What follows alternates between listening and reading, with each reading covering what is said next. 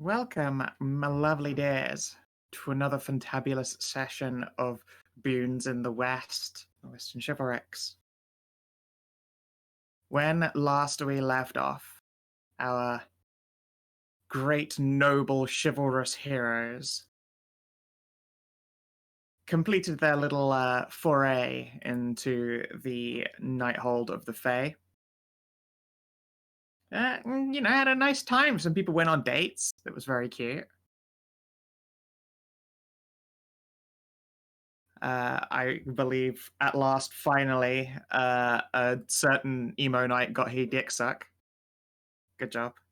Foul succubus tried to suck my precious seed. Taken thine seed. These were meant for sowing noble oats. And yet these accursed trouser fairies have laid waste to them. Squandered them like tears and rain. Squandered them upon thine bosom. But overall, a good time was had by people. Bob was gripped entirely around the waist and pounded flat, as you do. He had a great time and came back with extra cups of tea. And you're granted a boon. The actual B and not B-U-N-E. You've already got two of those. It would be very greedy to give you a third boon. A branch of the fairy queen herself to be delivered unto the quote-unquote queen of the hornets in this place. Only warning that it is a terrifically and terrifyingly powerful artifact. At the same time, you looked into a couple of potential leads, places of great old healers, infamous in yonder years, supposedly a resting place for the one who left with the bastard's sting, a blade known to contain poison, thought of as anathema to the Eternal King. However, these locations are, well, pretty darn spread out. You've got a bit of a journey ahead of you. At the same time, you have learned that druids have laid waste to Cornwall, which is a little bit curious. Although at this very moment in time, we pick up with our knights in the lovely city of First Branch.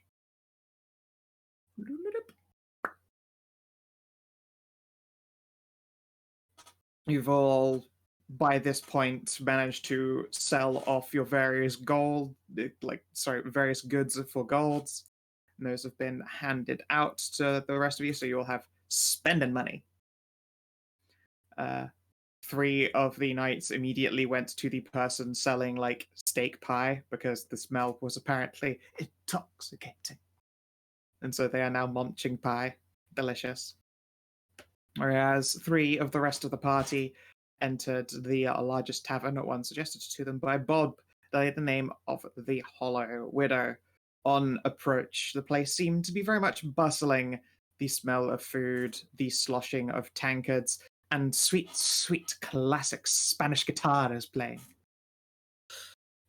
As for your Tauric companion, she has trotted off in the direction of the mayor's abode, although has not conferred as to why or whence. It may well be that it is Black Knight business, but the matter is unknown, or at least unexplored. And so, we pick up. Not with the rest of the party, but with Bob. Bob.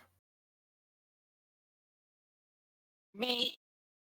You have managed to make your brief entry into the market district, direct your companions, collect your share of the money, and leave again.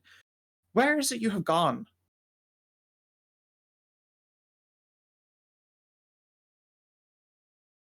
I have been out skulking, effectively hiding, keeping to the shadows, so to speak. Of course, of course. Let's see. I was keeping a fucking eye out here. Yeah. So, as you are out walking, you can Wait. see that. Like to point out, pass without a trace. It's really useful for this. Yes, you are Badly indeed. useful. Sorry, yes, you are also passing without a trace. As you walk these streets, so to speak, you notice that there are a bunch of expensive stables that appear to have been added to First Branch that you don't recognize since your last visit. It appears to belong to the trading concern Wolks and Sons.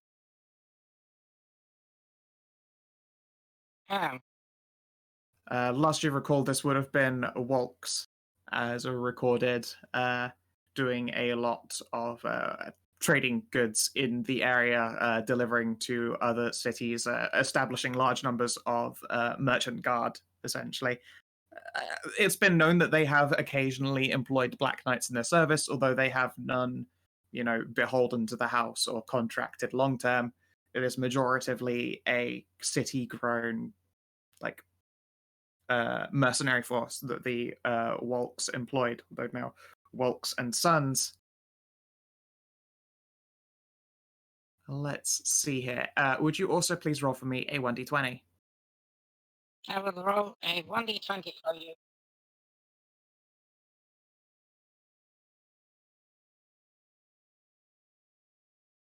Okay. All right, then. Yeah, when you are passing by Wolks and Sons, you can see that there is a very large, like, Conestoga style wagon. Similarly, this is a new build, something you're unfamiliar with. It looks like it's had spring set suspension put in that looks like some new technology, if anything. Large amounts of cushioning and padding and gold embossed letters appear to have been stamped in the side. Currently, they are loading it up. You recognize two of the guards loading it, however. But more importantly, something else catches your eye about this particular gigantic wagon. Its embossed golden name. This vehicle, much like a named ship, appears to have been called Lucille, which is a name you're familiar with in a sense.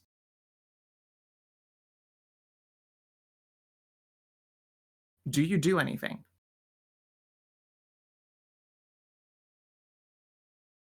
Well,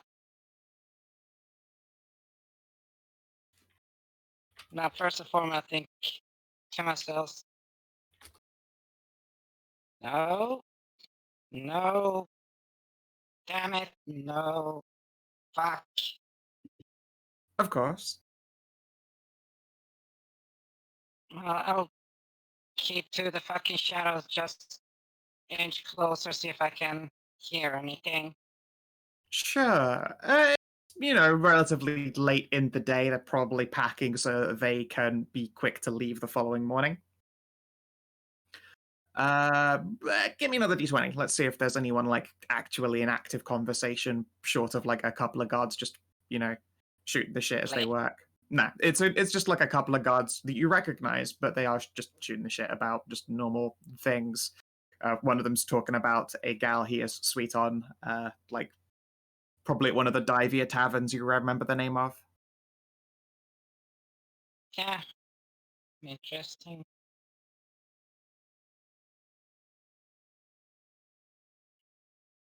Let's see here. Yeah. One of the crates appears to have been left perched at the bottom of the wheel, and you can watch for a while before the guards step away to go and fetch what's probably supper by the smell of it. Okay, you broke up for me there. There's a crate. Oh, a crate left at, like, if they're loading into the back of the Conestoga, there is a crate that's just, like, at the foot of the wheel. The two guards that you recognize have walked off to go and quickly grab supper. They'll probably be back in, like, a couple of minutes, but for the very brief moment, it's just you in the wagon. I'm gonna check the shit out of this. Alrighty. Now, what would you expect to find in such a crate? given the usual trading of volks, it would be very northern materials, because he likes dealing with that because it could be lucrative. Potentials, always potentials. Yeah. No, there is no none of the usual trade goods, like no boxes of nails, no planed boards, no hinges, no hooks, no handles, no brass, not even any ingots. No, instead there appear to be a long row of bottles. These bottles appear to be belong to some kind of wine house or a vineyard that. What would you say is the closest thing to a society's check, Savin? Societies, that'd be history. All right, yeah. Give me a history roll, Bob.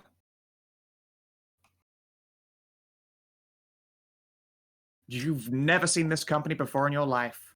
You have no idea what merchant family they are, but apparently Walks and Sons are dealing in their goods. Like, is it available? Sorry, are the bottles completely secured? They have those. It looks like they're in a wooden rack inside the crate with slices of cork put down all the sides so the bottles can't shake or rattle. You could probably slide one free. It'd be a small tug, presumably. Yeah. I'll take one just to see what the fuck this is. Sure thing. And as you pluck the bottle free, just to see if we can crit failfish, give me a stealth check. As the guards return. Okie dokie.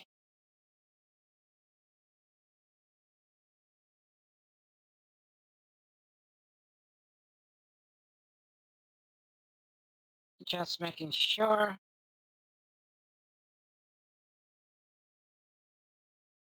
Okay, so add a +9 to this. Yep. Sorry, a +10. So, sorry. Okay. All right, so it's not impossible. I'll give each of them a chance. 9. As you grab the bottle, presumably close the crate lid again and slip away. One of the guards looks at you, or in your direction, but you are passing without a trace. His gaze sort of casts itself vaguely across you. Maybe for a moment you're afraid that there might be some measure of recognition before it. Like as you say, you were passing without a trace. And he'll shrug and shake his head. He's looking old. There's definitely some rust and white in what was originally quite a straight black, close cropped beard. Yeah. At least it looks healthy. Yeah, pretty healthy. They're probably doing quite his armor is well cared for as well. Like his gear's in good condition, which is nice. Back when you knew Walks before they became Walks and Sons, some of the actual house guard themselves would have probably been carrying a bit lesser gear because of the natural expenses of keeping mercs going. He's doing well for himself. Looks like the Walks and Sons are on the rise.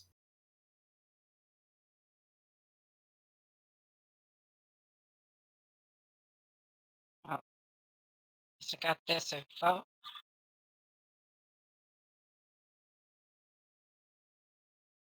Yeah. Just skitter away. Sure, you scamper like a rat into the dark. Yeah, congratulations! You've just seen one of the North's style Conestogas.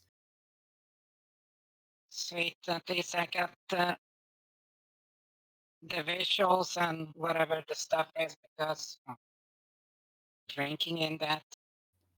Yeah, you have a bottle of wine and you don't recognize the name of this vineyard. It is simply called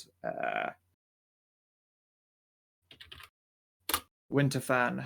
Is the brand or the name of the vineyard this bottle has come from.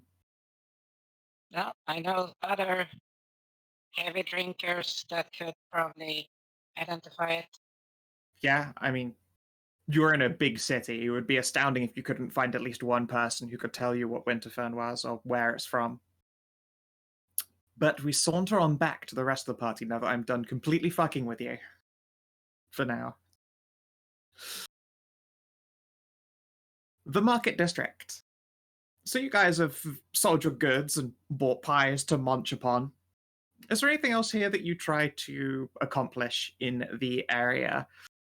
Green Eye, although is in your company, keeps stepping away to talk to different market stalls before returning to your group side. Is just sort of waiting until you're in a conversation, sliding away, and then entering herself back into your little group.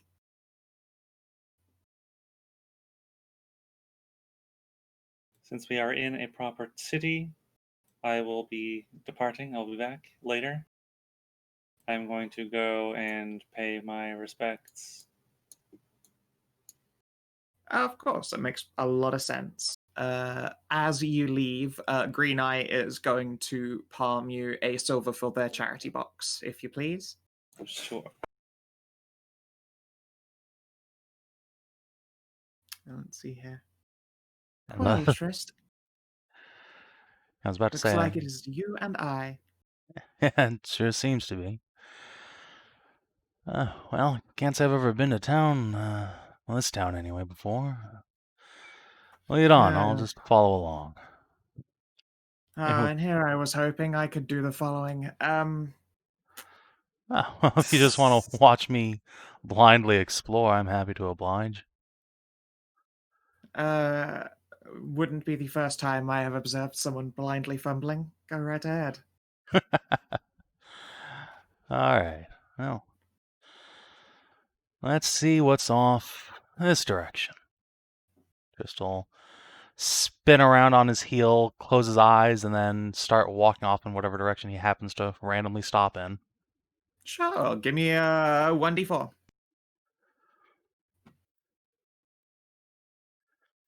Nice, okay then. Walk Maybe directly it's- off the dock. No, maybe it's just a natural instinct calling to you, but the both of you soon find yourselves approaching, well, if not for the fact that there are no horses in it, you would call this a stables. Instead, what you can see are, well, tournament supplies. Things like training blades, pennants for writing and inscribing on, a bunch of neckerchiefs that you can pay to have embroidered with a family or house name, and a large selection of particularly fine engraved or embossed breakable het lances. Oh, well, this is my kind of place.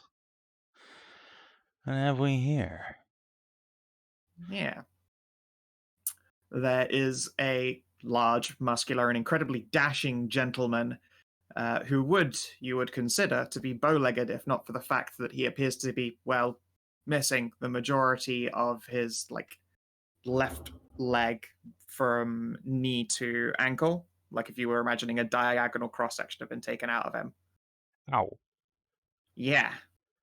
It looks like whatever did it was such an impressively clean cut because, bone would have shattered. He should be missing just leg below the knee, but there's obviously some flesh that has been sealed at this weird diagonal angle. It's probably just half the bone there, although it is currently propped up on a stool. Strikes me as a great beast kind of wound. Or beast of darkness, as the case may be. Possibly. But yeah, I'll wander up and ask. Oh, these are town tourney grounds, huh? Well, tourney grounds themselves are, off south side of the town, but supplies are certainly picked up here. You don't exactly find any noble sorts of noble women, walking outside the city to pick up anything, but a little gentle jaunt through the market, couple embroidered bits and pieces, they're always happy to pick up. And my gimpery aside, a couple of the ladies happen to be particularly fond of dashing and brusque gentlemen such as myself. I can imagine. And Crystal turn to the kerchiefs hanging up. Oh, these are quite nice. Aye, daughter actually is embroiderer for all of these. Yeah, basically, noblewoman comes by, picks a neckerchief she likes, picks embroidery color style they prefer, give a name. My daughter, well, does the final bits and pieces, and then we send him in a neat little box to him.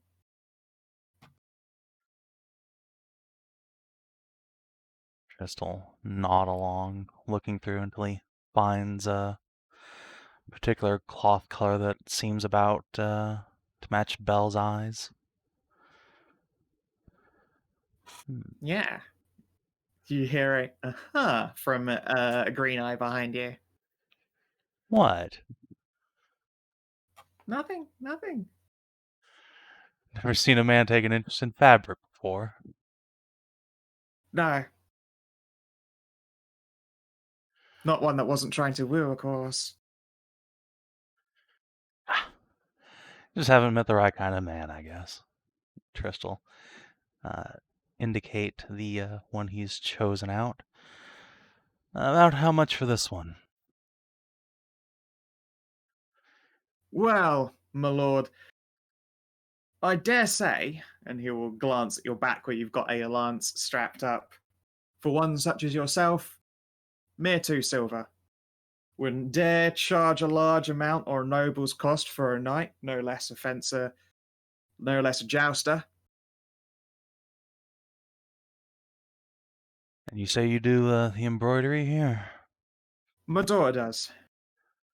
Tristan take out the kerchief he got from Belle earlier and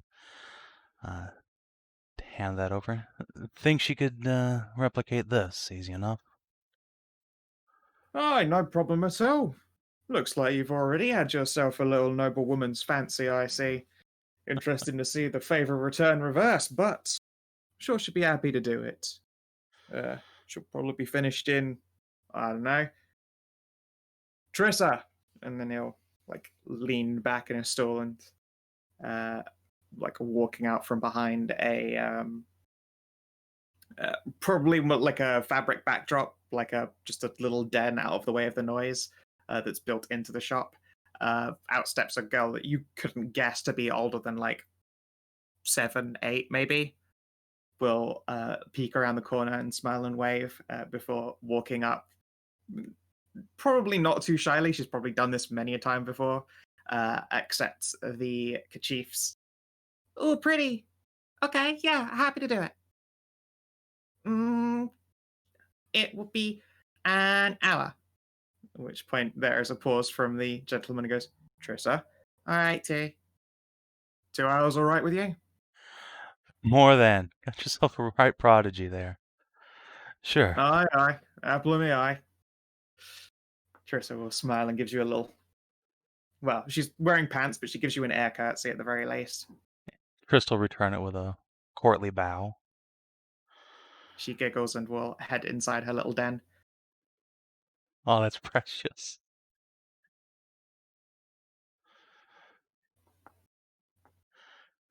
Aye. Say, can't happen to interest you in a couple of my lances. I happen to have quite the collection, including some non-tournament ones for you knightly types. Crystal glance at the stitched together lance on his back and grin. You know, you might just be able to. This one's seen more than its share of fighting lately. Aye. Heck, it looks like you've tried to strap bracing to a Tourney lance. Not supposed to be killing monsters with one of them. Yeah, well, it was a bit of a makeshift incident. You know how it goes. Aye, fair enough. Here. He will pause, at which point he sort of grabs a walking stick. Probably we would recognize it as a tall crutch, like full body one, but he's just sort of just leaning into the handle portion instead of crooking it under his arm.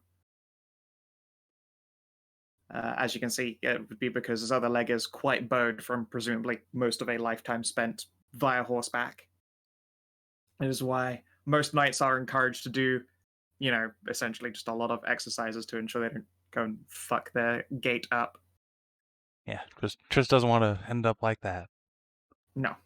And he will, and still relatively confidently, despite his super ungainly gait, goes to a back rack and pulls a display tarp off of it to show them all off.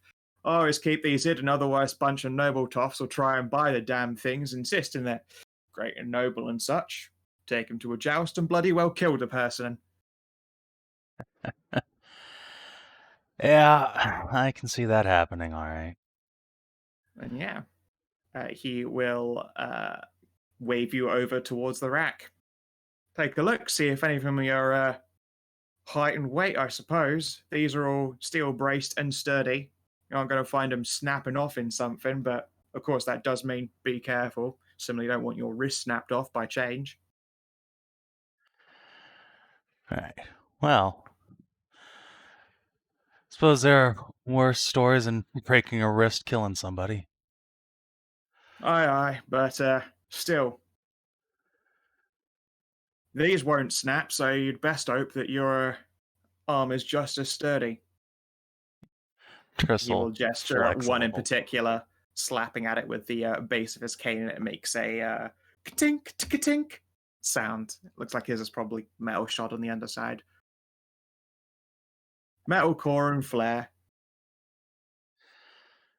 Well, time for Tris to buy himself a murder lance. Aye.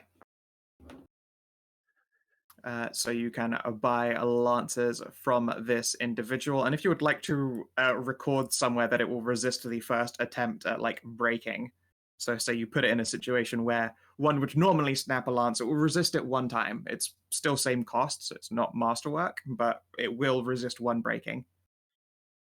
Excellent. That is very worth. Let's see. 1 EP is worth 5 silver, so... Mm-hmm. All right. Let me do my commerce here. We can carry on. Sure. As you're doing so, Green Eye is going to have a little look through the goods here before chuckling and pulling out a bunch of, looks like hoof cleaning supplies. And she will buy a package of those. Little gift for Cassie. She did me a favor earlier. Well, that's sweet. I'm sure she'll appreciate it. I'm sure she'll appreciate it even more if you're the one cleaning them. I see how this is going to go. All right. Well, Yeah, you can't see it behind the mask, but she is giving you a grin. And yeah, she'll buy a package of nice hoofy cleaning supplies. and now I have a lance of resist breaking. Yep. Are you Yeah, going to same. get yourself a golf bag full of lances? That'd be one fucking heavy bag, I'll tell you that much. I will require my own baggage pony to trot along with the golf bag. You call him Caddy. Yeah, exactly. My caddy this, horse. This is my horse, Caddy. As you are making your purchases, we cast our gaze to the Hollow Widow with the sound of music of numerous conversations all happening in one place. As the group enters, Hallie prances ahead of Tajana and Ariel. I may not be in the Hollow Widow unless that's the one where That's the biggest one, the most popular one. Okay. Just saying before I was going to the one that Oh right, that's unless, right. Yes, you're going to a dive. Yeah, I'm looking for information on the orc wife, so I figured let's go to the one she'd probably go to. Sounds good to me.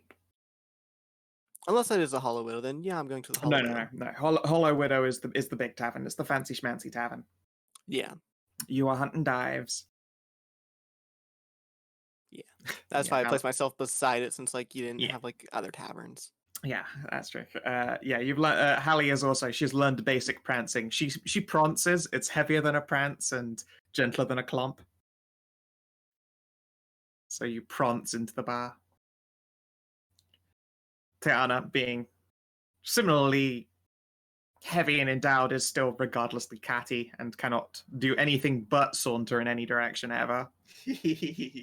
Is incapable of doing anything but sauntering. Instead of running, she just saunters quicker. Yeah, she don't run. That is true as well. She'd knock herself unconscious.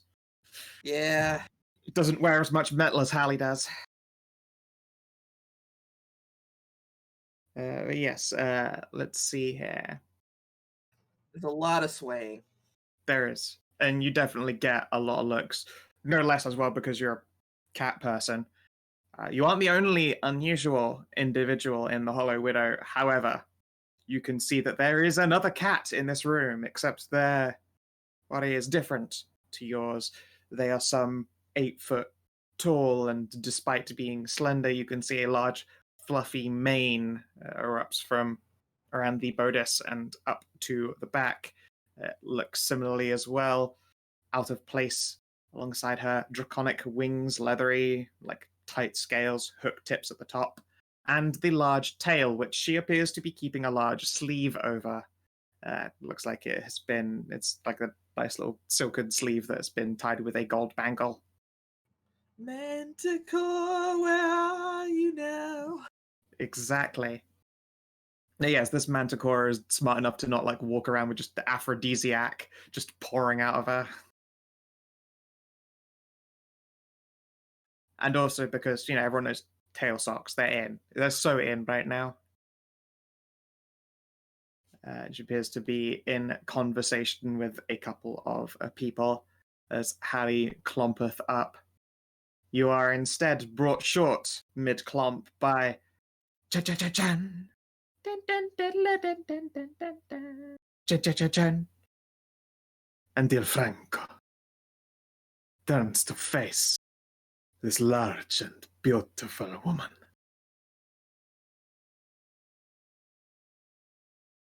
He appears to be man and wolf both.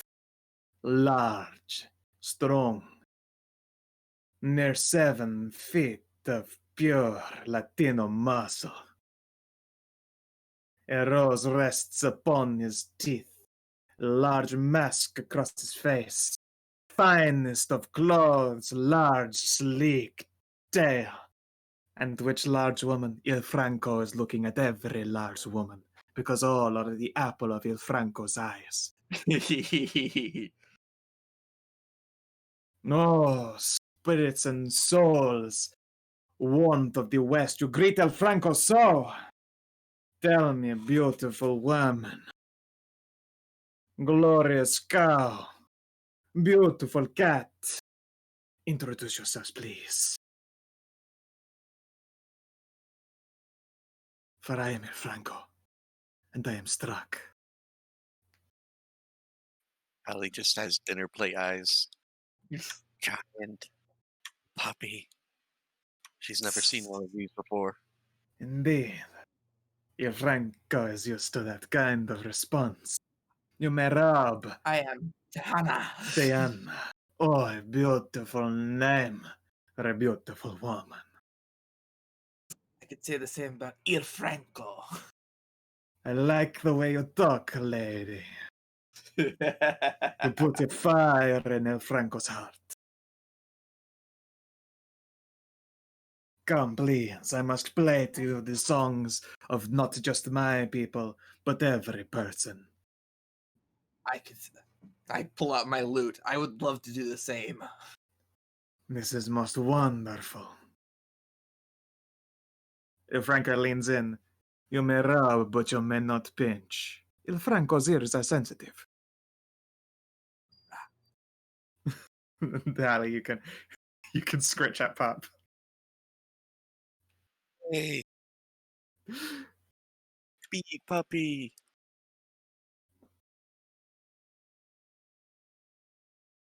When you reach up and rub his ears, your hand comes away and you're holding a rose. Don't know how you're holding a rose, but you're holding a rose. It's like you did the magic coin trick on yourself, but with roses. I would let you play for him the song of my people. Il Franco approves, and will in fact give you bardic inspiration.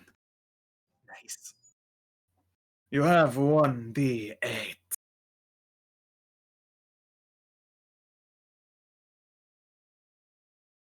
I assume. Well, that 15, it becomes a 20. Yes. It is quite this song. Il Franco is wooed by the graceful playwork, the delicate fingers, the caressing claws of this beautiful woman. Now, does he recognize the sounds of the central jungles? I do indeed. I pass through these jungles on my journey here. Il Franco is a man from the cold, unloving lands of the north, warmed only by the most graceful and large women. He traveled through the sultry depths of the central jungle. He has cast his eyes upon the cautious and dark mystiques of the southern deserts, and has entertained himself with the grace and gilt gold of the east. But it is here Il Franco finds himself on a great and grand quest. But El Franco is happy to pause for beautiful women.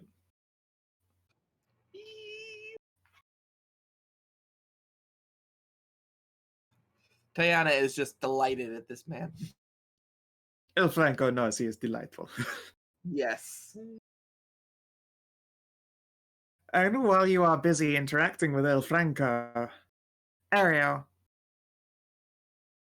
Mm-hmm. you follow the signs of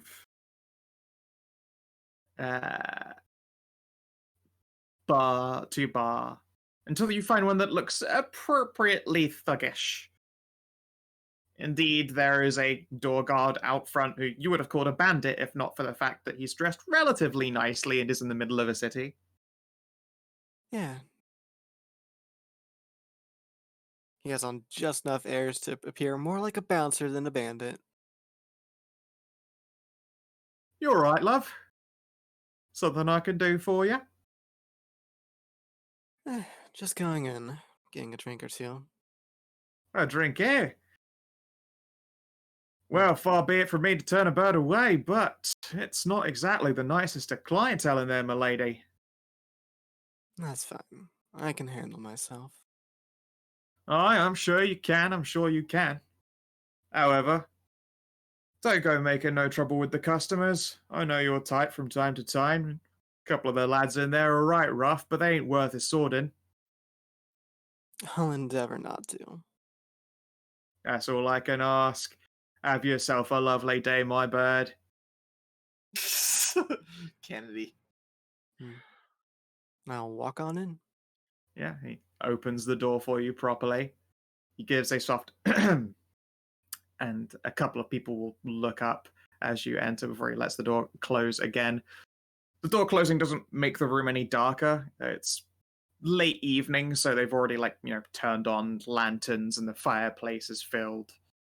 And there are, as you might expect, a couple of more brutish individuals. Plenty of gambling tables too. And there does appear to be a countertop for dancers, although it is currently unoccupied. Well, I'll make my way to the bar countertop and take a seat there.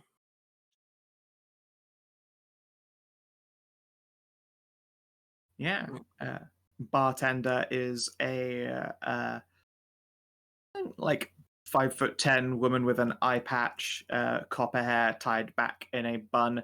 It looks like the other eye has been relatively delicately make-upped, although you can see the hints of probably quite nasty crisscrosses of scars that begin roughly shoulder blade level and go down below a green dress. All right there, love. What can I get you? A decent brew to start. What do you have on tap? On tap? Well, we got piston swill. You're better off on bottle. Then I'll take a bottle. What do you have there? Stout, porter, wine, different wine, fancier wine. I'll just go with the regular old wine then. All right, you are. Red or white? Let's go with the red. Ah, posh lass. She looks over the bottles and then picks a slightly nicer looking one than the other and begins to pour you out a glass. It's a clean glass, and it's not the fanciest wine you've ever had, but it doesn't taste like vinegar, which is a good start. Indeed.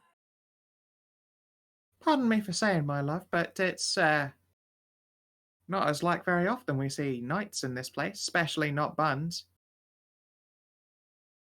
Not entirely surprised. Truth be told, I'm here on other business, so hopefully the drink will be good.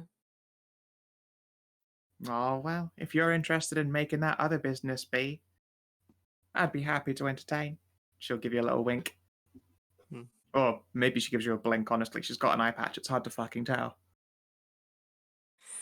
Well, I am in search of a person. An old friend of mine. She Is went that so? missing. Yes, she went missing a couple years back now. Maybe you can help me find a hint of her. This lady in trouble? No, not such. Just up and disappeared. Okay. Tell me something about your friend then. Yeah, and She I'll will give her smile and pour herself a glass. a decent enough description of Jen to give some identification markers. You see anyone Sure. like that through here? Give me an insight check. Okay.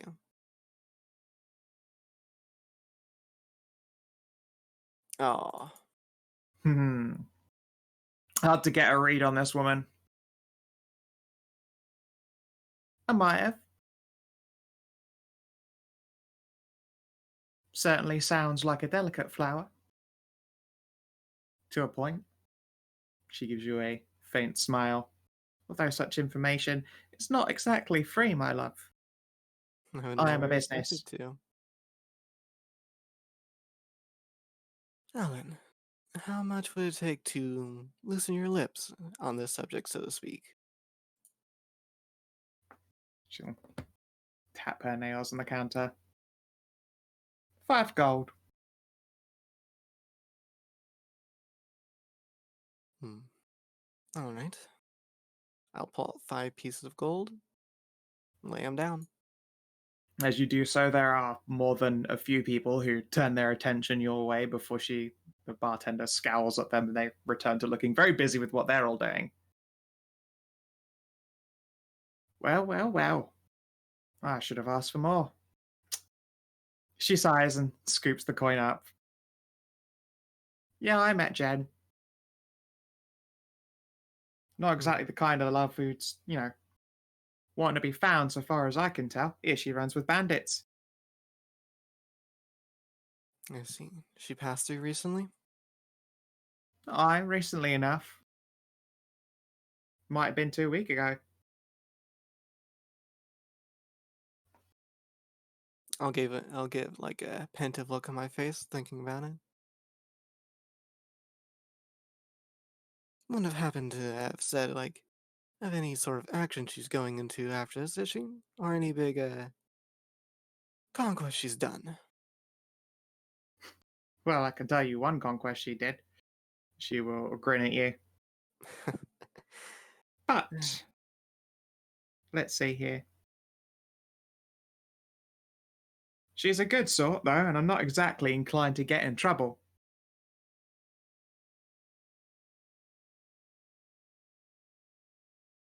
Mm-hmm. What have you got to offer me beyond gold to tell you where she's gone?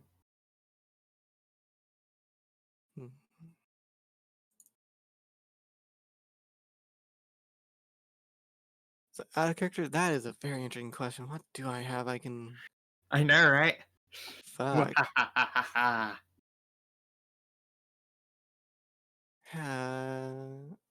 Information might be a good thing.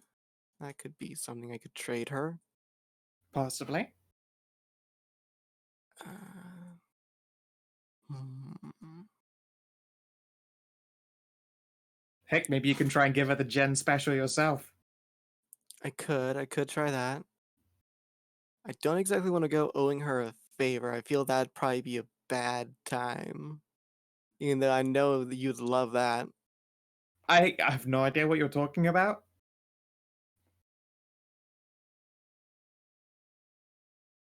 Okay. Ah, I might not be no Jen, but I certainly did learn a trick or two from her. Perhaps a night, making sure that you're warmed up would do. Oh, I knew I liked you, Bunny Focono. Alright, love, you got yourself a deal. You show me that tongue is better for more than talking, and I will tell you what you want to know. I'll nod. Very well. At which point she looks around the bar, whistles sharply, and one of the people who you'd assumed to be some hulking drunk instead gets up. He seems more like a fucking half ogre. This ladder's enormous. But he is wearing a bartender's apron. Oh, not again. Alright, sorry, Lumpy, I'm busy. You're always busy when your pretty one's coming. And he will grumble and move to the bar after pausing to let her out.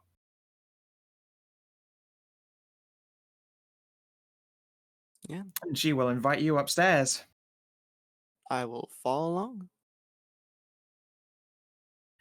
Well, let's see. What do you want to roll to perform on this woman? I feel performance.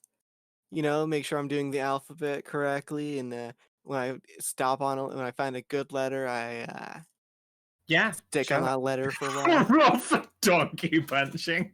You just fucking roll onto the front. Yeah, sure. Performance seems good. Here we go. There we go. Fuck. Not bad. Pretty good. Pretty good. Pretty goddamned good. All right. You probably should be a +5. Woo!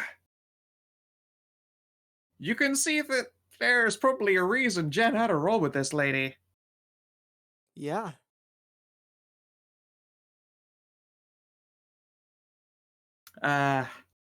Yeah, that's she's good. She's real damn good.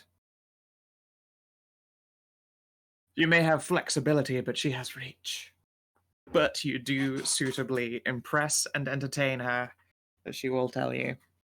Also, you learn that scarring you noticed on her collarbone, that looks like it goes the whole way down her body. It's probably an easy guess that she might have been a Lady of the Night some many years hence that's encountered a John none too pleasant. Yeah. But she makes up for it with ample vigor and, well, ample bosom. Hmm. Yeah. As she is leaning back on a cushion in repose, you can see her reaching for a box of tobacco to offer you a smoke. I'll shake my head and decline. Thank you for Fair the enough. offer, though. Oh, don't you worry, nothing, love. She will. And she probably does pause instead then and will not smoke while you're in the bed. Since she is at least that polite. Alright then. Lovely Jen and her bandit friends went east up the river. Didn't say how far or where to, but my guess would be Cornwall. That would make sense. You be careful, she's rolling with a dangerous sort. I'll smile. Wouldn't be Jen if she didn't roll with the dangerous sort.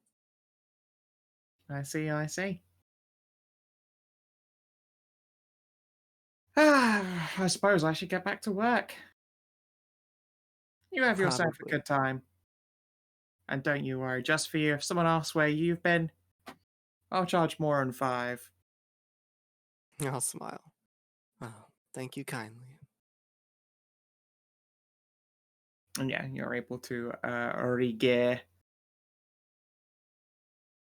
Yeah, and I'll just give myself a once over and everything like that. Once like that lays up through, make sure I have all my belongings and everything. Good idea to check. It looks like you are missing a pair of panties.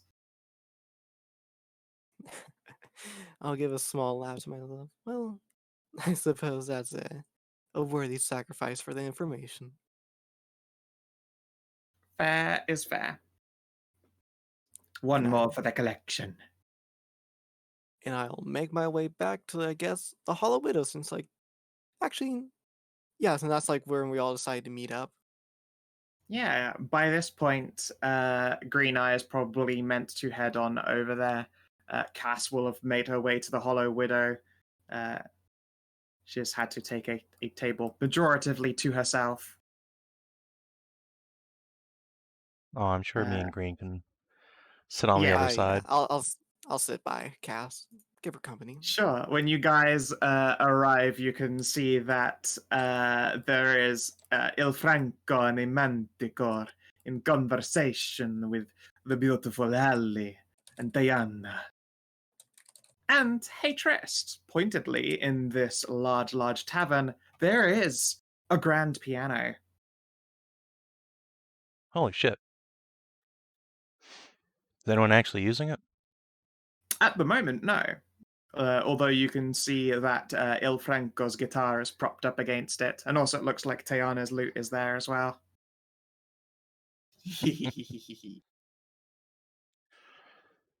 Well, once we get our drink orders in, I'll go over there and see if I can warm up my skills. It's been a long time.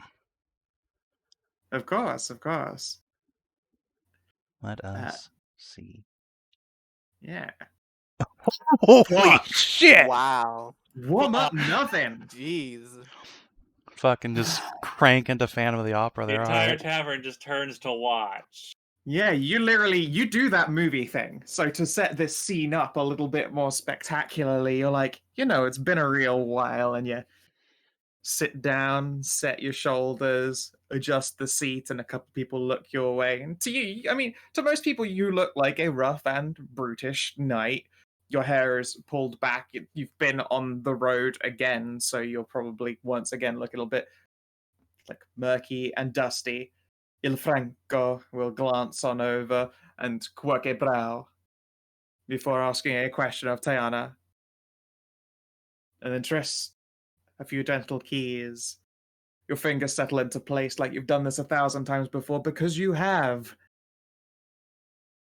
And panties drop. It is sophisticated, it is delicate, it is beautiful. You certainly draw the tavern's eye. At that point, I believe you'd probably be accompanied by Il Franco and Diana, who will swap to gentler music. Indeed, for once, Il Franco does not take the stage, he accompanies you, because he respects a man with a taste for beauty. And knows most assuredly that Il Franco would be denying you the bon zone if he stole the stage. My man. So, And will make a beautiful music with you. yeah, Tristan's just gonna close his eyes and let the force flow through him, so to speak.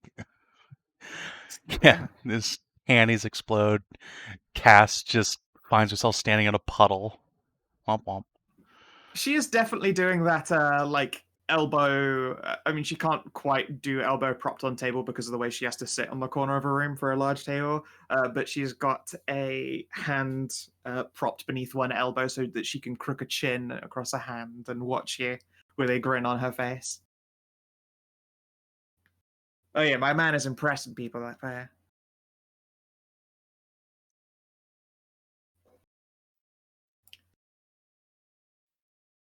Let us see here. And we slide on over to the church while Trist is busy impressing the peoples. Faunra. Yes, hello. Hello, hello. You recognize this church as being one of the larger ones of, let's see, I believe it was a Wayland faith. Let's see here. I'm sure I kept some extra details on the place. Yes, First Branch is a Waylandite church. However, there are standing shrines to each of the other gods here. It looks like they've been placed in their own, if you were to imagine that you're in one large church, then off to each alcove of the side is a separated chapel with hanging tapestry and symbolism for each of the gods and different incenses that don't tend to bleed together. You would be able to move from one scent of incense to the other. But for the Shrine of Python, which is shrouded with a black cloth, you can see the emblem one, and also you can see that there is a large and, well, very motherly looking woman. She is wearing the accoutrement of Wayland, but you could just as easily see this lady in the garb of an emblemite. So has she filled out her clothing in that emblem way?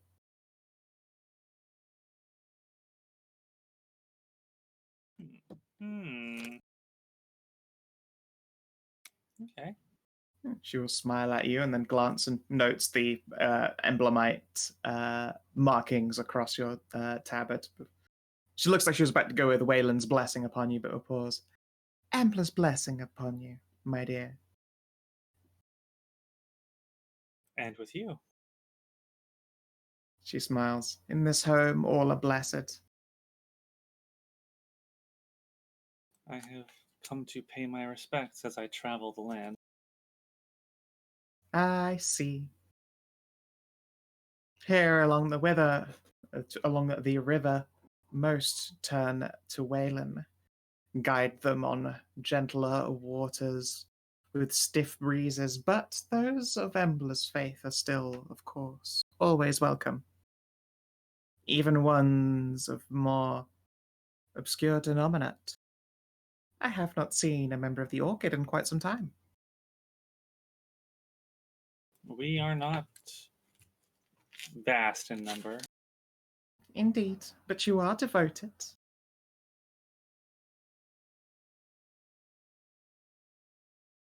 Always. She smiles and nods.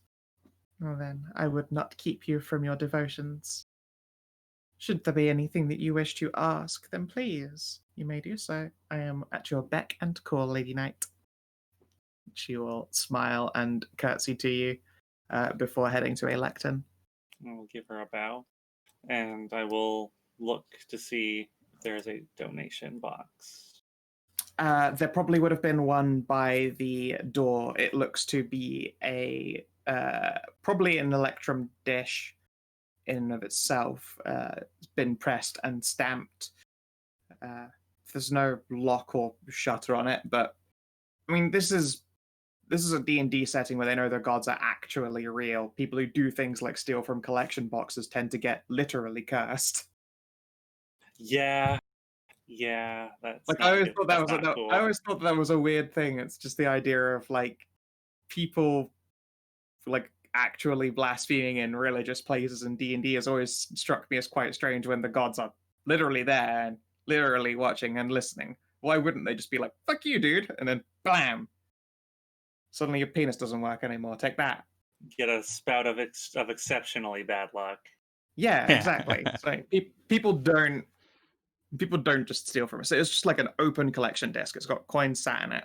The dish itself is probably worth like 50 gold. I will put Green Eye's donation in, Yep, and I will put one in myself, an electrum piece. sure thing. A sense of warmth encompasses you. Back at the Hollow Widow, Green Eye sits up a little straighter for a moment and sort of adjusts her shoulders and rolls them and returns to her drink.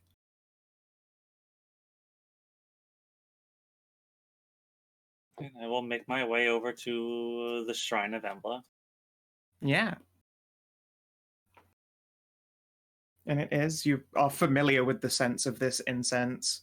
There's no hint of orchid to them, but it is still like the traditional emblemite mixtures that you are used to in like censures and croziers.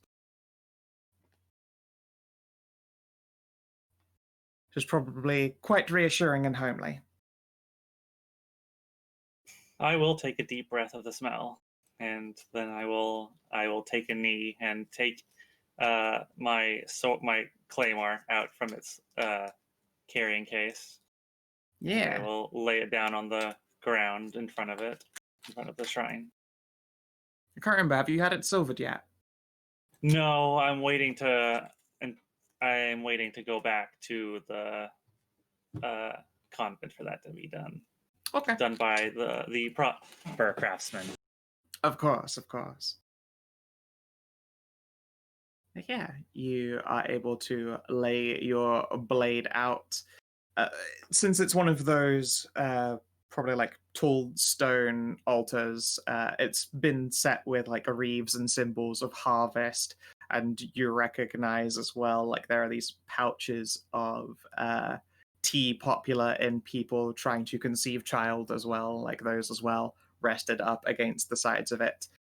There's a little standing like offering stone that at the moment is empty. You can place your blade upon it.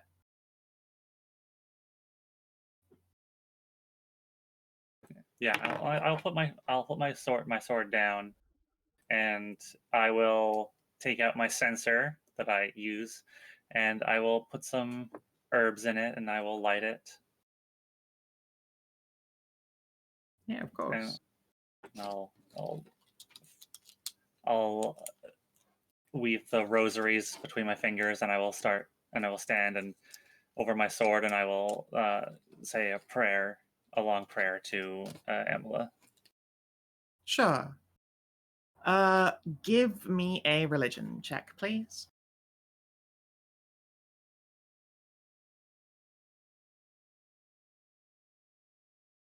I'm gonna use my inspiration. Okay. Oh, okay, good. Sure. The next time that this blade strikes a beast of darkness, at 1d4 radiant damage, just a one-off. Please mark it down because I won't be tracking it myself. Okay. But you feel Embla's blessing upon you as you go about these motions.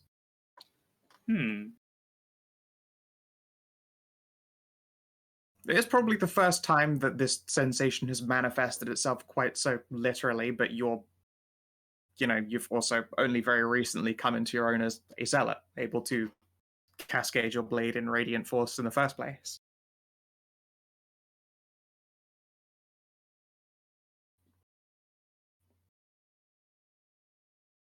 I guess I'll spend some time here at the church as well. I'll after doing my prayers and blessing, and I will leave behind at the altar. I'll leave a gold coin, and I will go and I will see the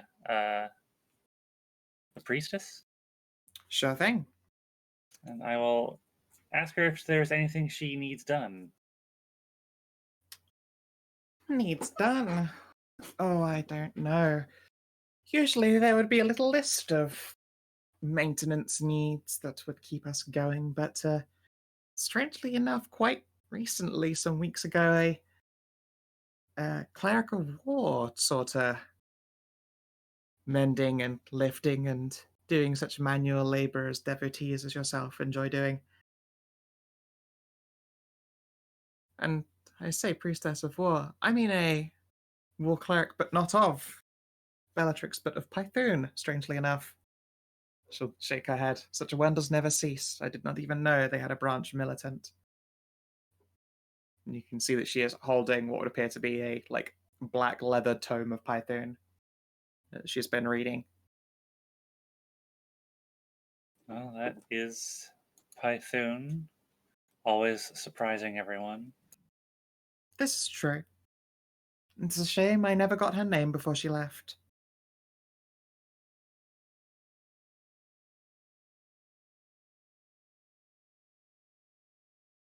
Yeah, she will gesture at a number of just like moderate chores. But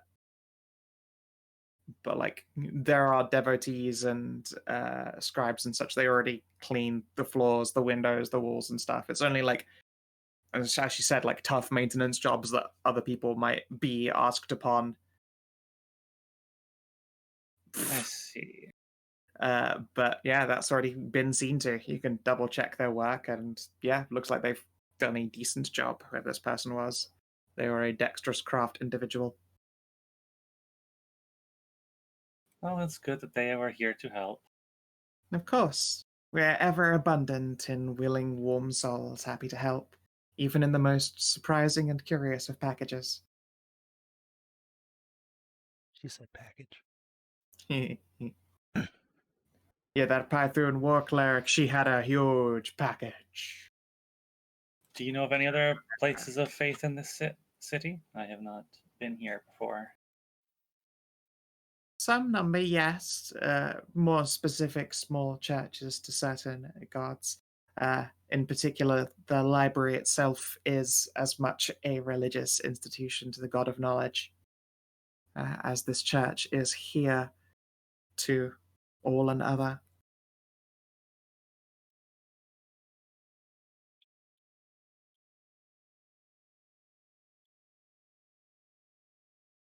There's not an Embla specific one here, but I believe that there is a shrine between this city and the closest farmland, so that people don't have to make the journey into the city every morning if they wish to pay their devotions during seasons of harvest.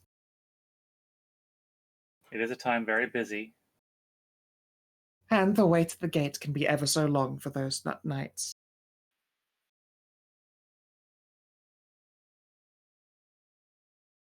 She will smile fondly and clasp her hands, which does wonders for pushing her chest up. Not that she appears to notice at all, instead just beaming at you brightly. Well, it was very nice to see you.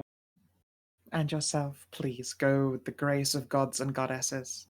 May they watch over you in your endless war. Thank you. Be safe and continue your good work.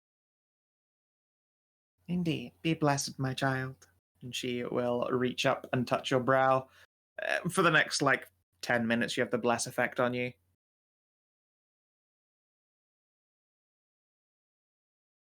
It would probably wear off before you get to anywhere important, but it's nice to be blessed. Yeah. It's just polite.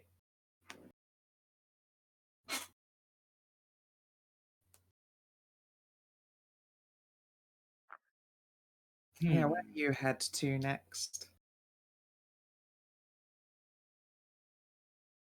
I could go meet up with the party, or I could go wandering around. Indeed, there are plenty of places to go a wander in. You go wander into the prison and bang that witch. Really redeem her. Your long sword of justice. Or spit your knuckles and go to town because she a snack.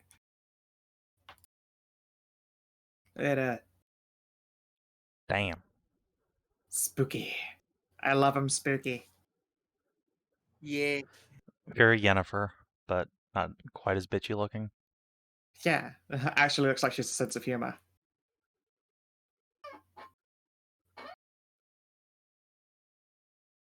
You like them spooky? That's a lie. I like them always. I like them in many ways, although spooky is nice and fun. Will Smith present Kinaba.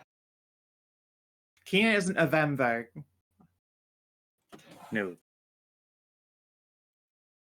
Kina is a Kina. Yes. There are many others like him, but that one is mine. And that's a lie. There are no others like him. That's just a very special boy over there. But where do you head to? You know what? I'm gonna go take a. I'm gonna I'm gonna go wandering around the. I'm gonna go look for some of the like darker areas of town. Sure. You would probably go I- past the prison. In what kind of direction dost thou head? Like there is like places where people live or less illustrious places of trade. You aren't exactly subtle. Probably where there are. I mean, I guess probably just where where the poorer folk live. Okay. Yeah, sure. There's probably like the lower end half of the workman's district.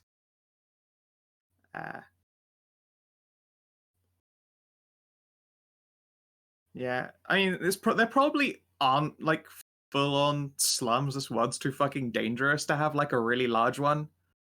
There's just a poorer section than an actual slum, I would say.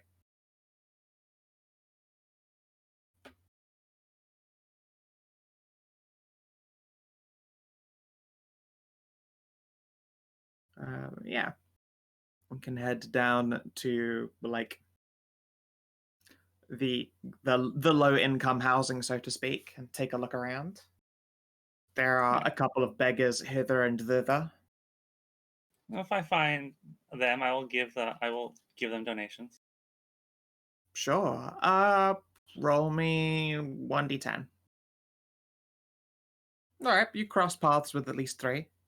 All right, I'll give each of them an electrum. Wow, fuck. Yeah, you can go ahead and do so. They'll clutch it fondly and bless you, knight, to bless you. Be safe and always keep the light inside you. Never turn to darkness. Yeah, they are summarily shocked and surprised at this large giving boon, and their adoration follows you as you go about your journey. Are there? I'm going to look for like anywhere. I'm specific. I'm going to look for places. If there's any place that is like a what would it be, like a soup kitchen? Place where people come to get food. There's probably like the equivalent of a longhouse. Yeah.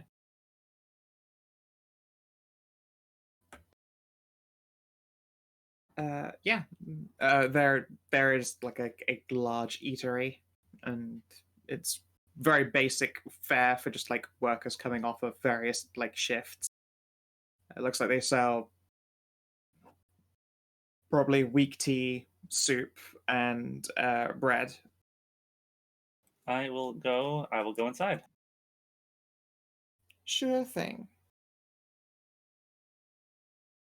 And I would like to find the people who run this place.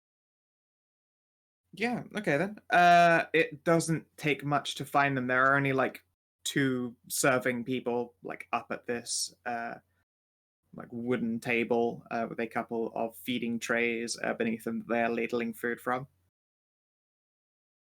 I want to watch for a moment. And are the people here like? Never mind. I'll just go up to them. Never mind. Okay, sure. They are pouring out a meal for a weary-looking man. He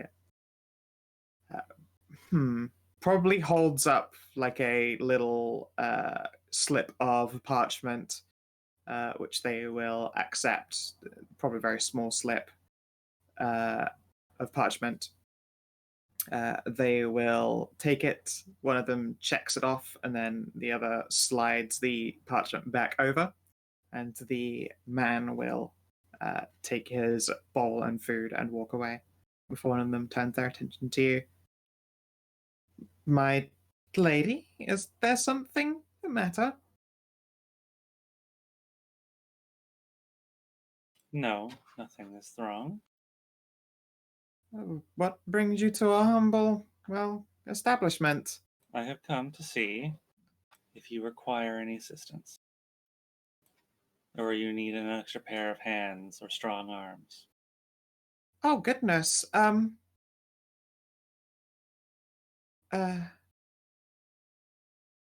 Well, we had a few doors off their hinges from a couple of less pleasant drunken individuals, but that's already been seen to quite recently. Um, you're welcome to help with the evening rush before some workers and a couple of guards go out for the night. They come by here for tea. If you would like to pour that into these container cups for them. It would be my honor to help. She will beam at you and gesture to a little kitchen. You can see it. They have these looks like little beaten copper cups with wooden handles on them and little lids that shut over the top. They fill them with tea.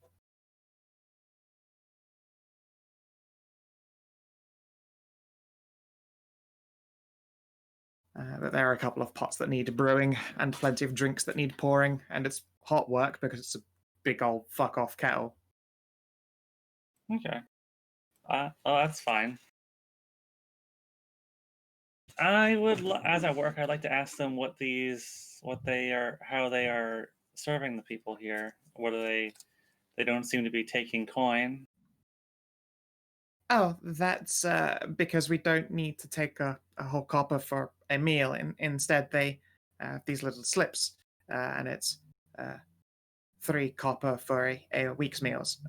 She'll pause and reach underneath the counter to show you a parchment piece. It looks like it has been like ticked off for the days of the week for meal, and you can see there's just like one line it's got M, one line it's got D, and then for Monday to Sunday across the side, and this one's been filled out for like M in all of the box and D a couple of times. So each person pays for all of their food and drink in advance. Yeah, it didn't feel right charging a copper a day, so we charge a 3 copper a week for regulars who work and live in the area. Cheaper and easier to do it by parchment than it is to do it by coin. How many people do you see each day? Should quirk a brow. Oh, goodness. 100, 150 odd? Busy. That is throughout the whole day. We probably don't ever have more than 20 people in here at once.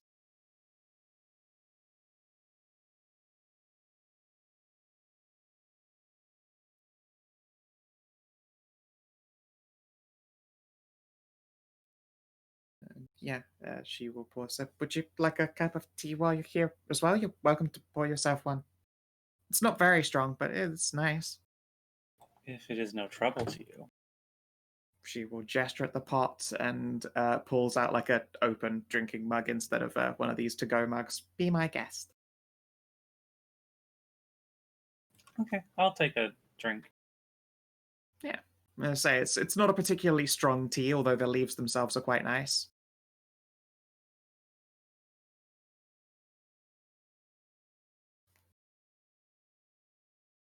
But otherwise, they just sort of go about their day's work. You see, eventually, just as you're about to speak up, a number of, say, about 10, 15 people approach the table where you've laid out drinks and begin gawping at this huge boon in front of them. Are you serving, miss? Yes. Okay, well, sure. Please. They pull out their parchment pieces. There is a little, not even a full quill, it's probably just like a dipper pen that they can just put like a tick or a strike across each of these little sections of parchment, and these guards will hand them out to you. And indeed, they would appear to be like young city guard, probably trainees. I'll make sure to ask the attendant to make sure that I'm doing this correctly the first couple of times before I start doing it on my own. Yeah, of course. Great. And yeah, she will show you the first few. She'll point out that a number of the guards don't do meals here, just do multiple drinks. And she'll point out a couple of these parchments have strike throughs in the M section, but double ticks in the Ds. They can feed themselves all right, but, extra warm drink for a long day shifts, they get one morning and night.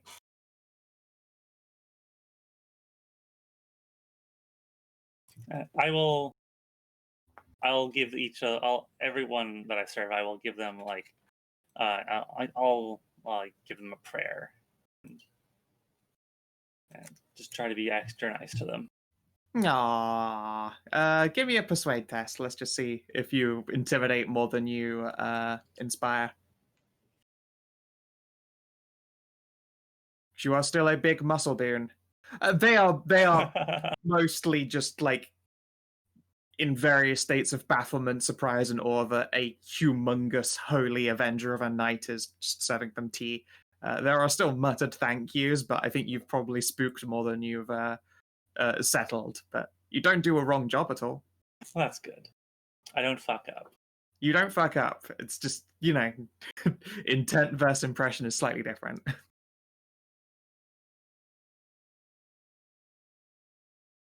Well, at least you've ensured that people will be talking about this place for a couple of extra days. Sure we can't keep you around?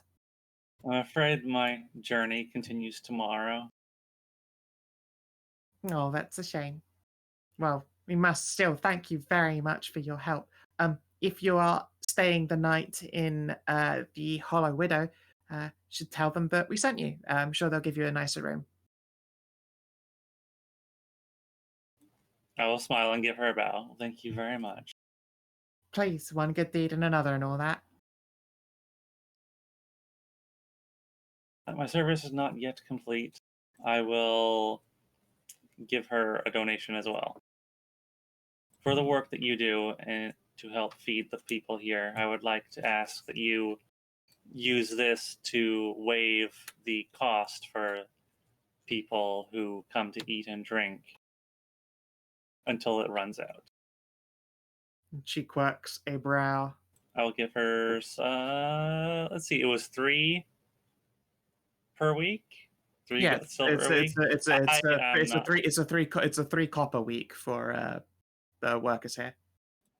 Faunra is not particularly great with numbers, so she's just going to give 10 electrum. Shit. All right, that is plenty of people's week's food. I like having electrum rather than just throwing gold Just around. throwing gold at fucking peasants so they don't know how to spend it. It's far more useful to throw. Giving them minted electrum. coins that they can actually bank for for silver and copper is infinitely more useful in a city. Yes. Yeah, you give her minted coin and she doesn't go, I don't know how to fucking spend a gold, governor. How the fuck do I use this? Yeah, instead they're like, all right, I'll take this to the bank and get this broken down to silver, or I'll make a large payment at once. I won't just similarly then go to a tradesman and give him gold that he can't fucking spend. Yeah. No, I just help with the whole math, given the fact that people have extreme issues with division of 5. I mean, I'm fine. I'm fine with math. It's more Faunra is not good with cash, so she gives them a chomp. But she at least knows better than to just throw like a Gold gold at people. piece at Yeah. somebody. Again, like, it may be 2 electrum to a gold, but electrum is infinitely more spendable for people day to day than a gold piece is. Especially since gold isn't exactly minted or stamped, it's like just weight. Yeah, I'm not giving this to just a person. This is an operation I'm giving it to. So it's a building with a business. So it's just like, here. Yeah, and they can put Easier to charitable have 1 coin donations than on their 5. book. Exactly.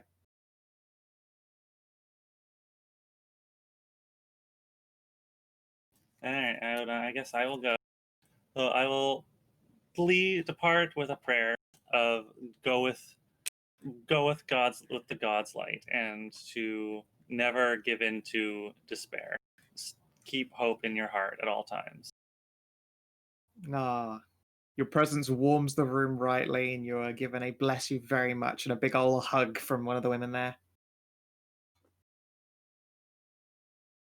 And I suppose I'll go find the party. Yeah.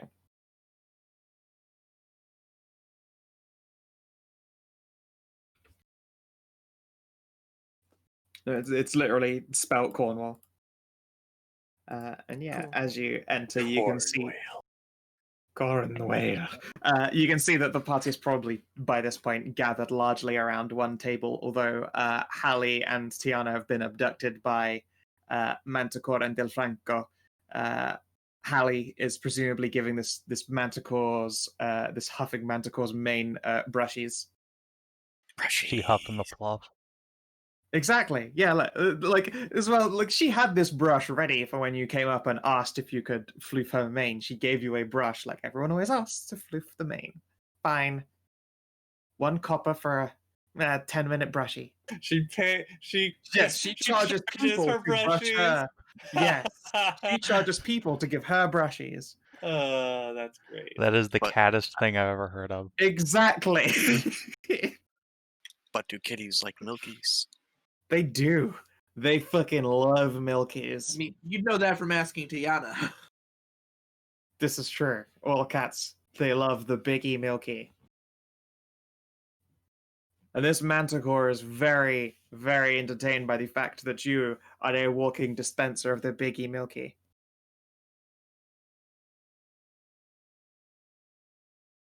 She will even waive you your copper brushy fee if she can get a suck on them titties later. Yee. Deal. First the brushies, then the milkies. We both win. Everyone wins here. But mostly this cat wins. This cat wins like crazy. Holy shit. In Il Franco's part. So Tajana, beautiful woman, what brings you here away from the warmth of the central jungles?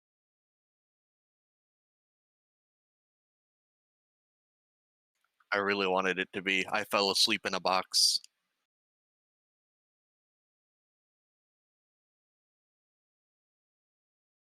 Or is this perhaps a tale of mystique?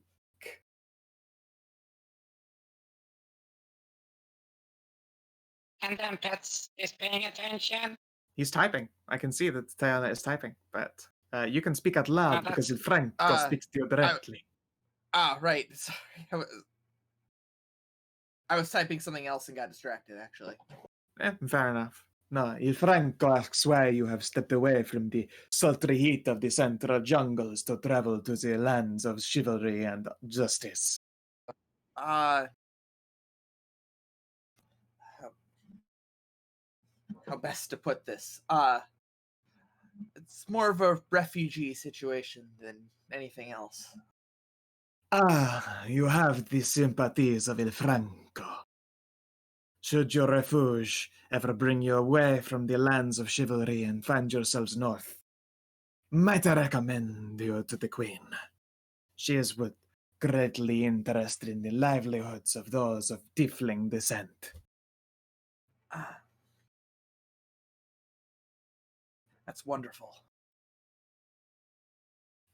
Indeed, to be fair, perhaps you could help Il Franco, not merely with the warmth of your purr and your heat against my body, but with information. For Il Franco comes here at the behest of said queen, for Il Franco searches for a princess. Oh.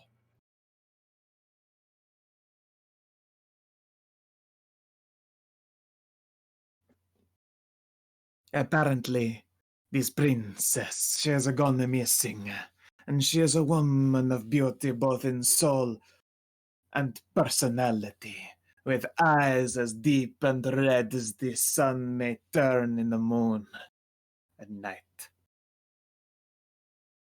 But it is here in the lands of chivalry where last she was seen, and so El Franco searches. Princess with red eyes. I haven't seen any so far, I don't think. Ah, this is a disappointment to Il Franco, but not so great a disappointment, because at least he got to ask a beautiful woman. I'll keep a lookout and let my part and let the rest of my group know. Indeed. I'm sure you would be greatly reimbursed from Il Franco's overflowing coffers, should you find information about this princess. Ask what race she is. Is she a tiefling? Ask what her name is. The princess would appear to many as though human, although Il Franco believes she to be far more than that. Okay, so I need a little bit more description to go on name, build. I know not what she goes by in this land. Indeed, Il Franco is not sure about build either. It is the capturers of eyes. Il Franco continues his search in his hand, but has turned up as yet no lead. Okay. Indeed, it is quite a task Il Franco has been set upon, but it is not the first time he has been sent in search of mystery, and it will not be the last. Are we looking for Theory or Rhea? It does sound like Rhea, TBH. Yeah. I don't think it would be, because why would she leave like Anna? Maybe See, Anna that's the dead. question, yeah. Anna was just a human. She's actually probably just dead by now. I don't No, know. she There was a full quest line for Anna to be granted a ring that extended Oh, her that's natural right. lifespan. That's right. And it's still Yeah. kicking with a plum. That's right. In that case, maybe it's their daughter. Oh, that could be. Alternatively, wait, could it be Astrid's?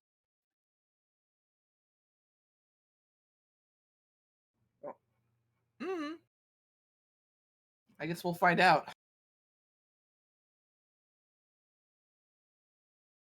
Indeed. Il Franco has brought to you many mysteries. Yes. His appearance in his lands is no mere coincidence. It may well be that if there is a tavern, there is an Il Franco, but he comes to these lands with purpose. I'm glad to know that. Il Franco would not want to be a meme.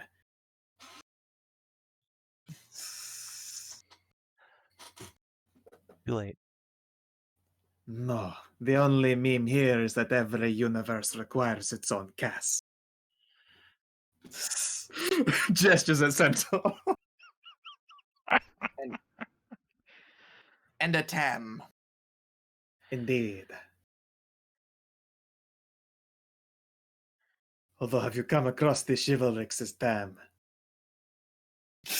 For there are more Tams than there are just the god and spirits.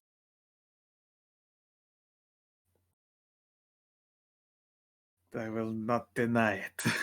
In fact, one moment while I fucking click over to this token so that you can briefly see the name. Every universe gets a Tam. Oh no. Really? 10 out of 10. Tam out of Tam. Fuck. Yes, ham out of Tam. tam. I should have seen that coming, but The most important Tam of the entire setting, some might say.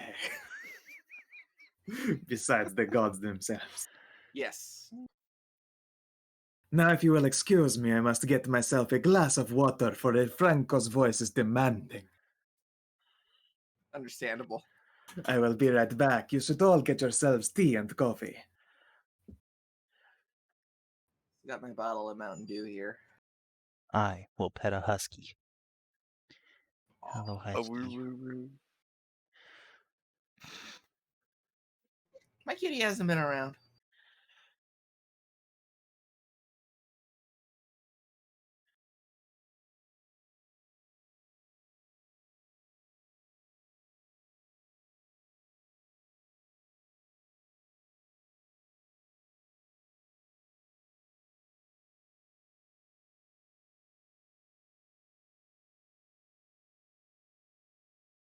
I didn't expect her name to be Tam.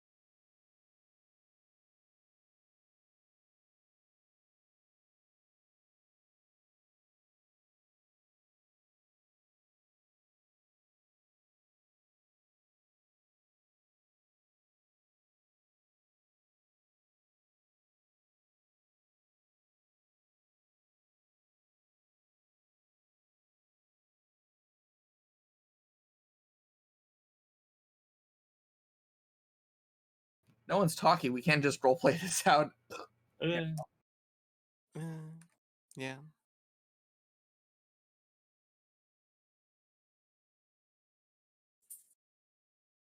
Getting his large Frank, if you know what I'm saying.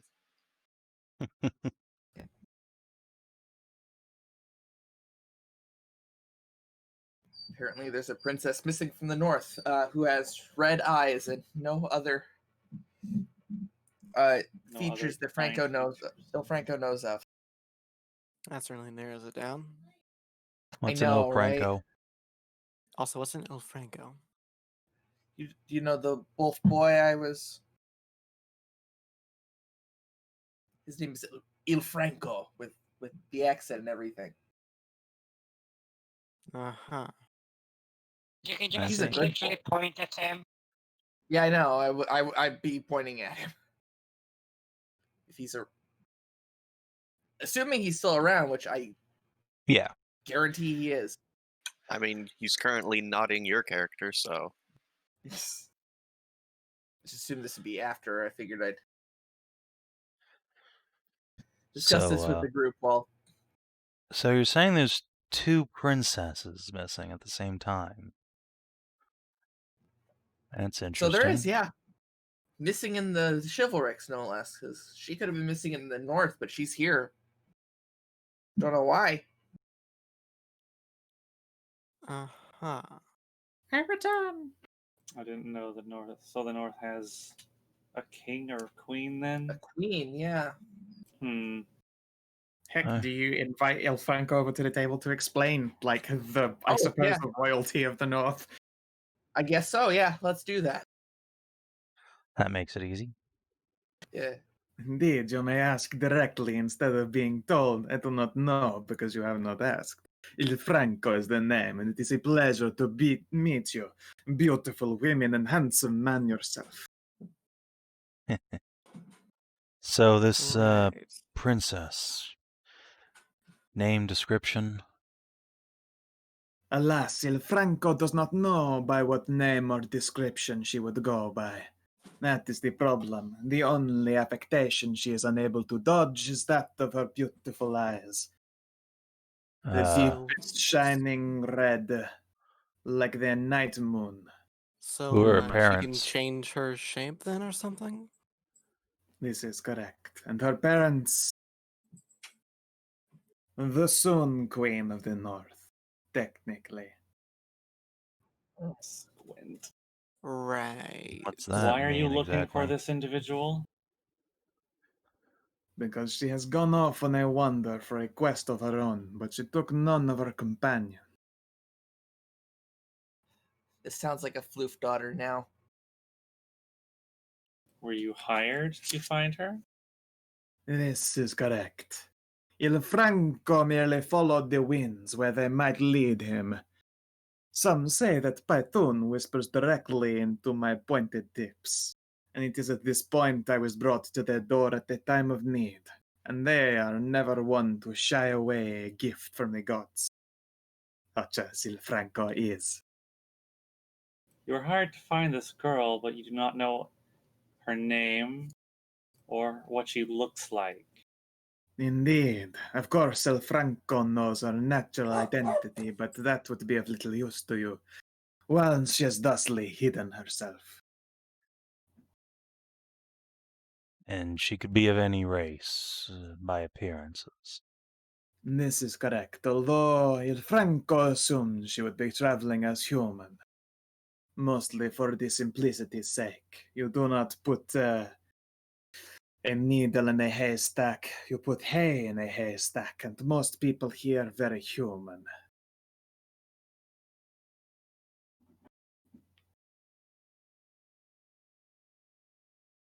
Right.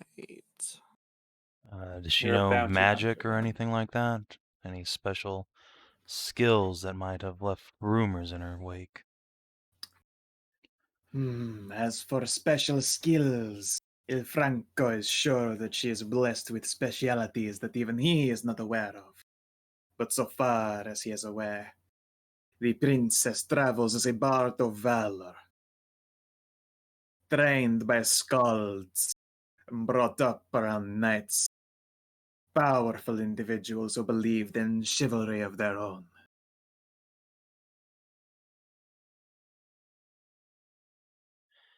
Oh. Valor Bard at least narrows it down a little bit. Il Franco hopes as such. Unfortunately, the first place Il Franco checked was the hold of the Fae, for perhaps she might have ingratiated herself with the Knights of Bards, but Il Franco met no success.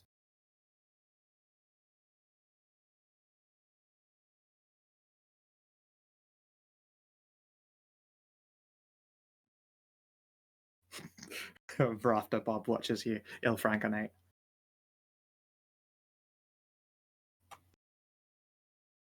What else can Alright. you tell us about this girl, aside from appearance? Does she have a personality? Oh, but she has the most fiery of personalities. Like a childish precociousness, met with a fierce and loyal intensity to her family.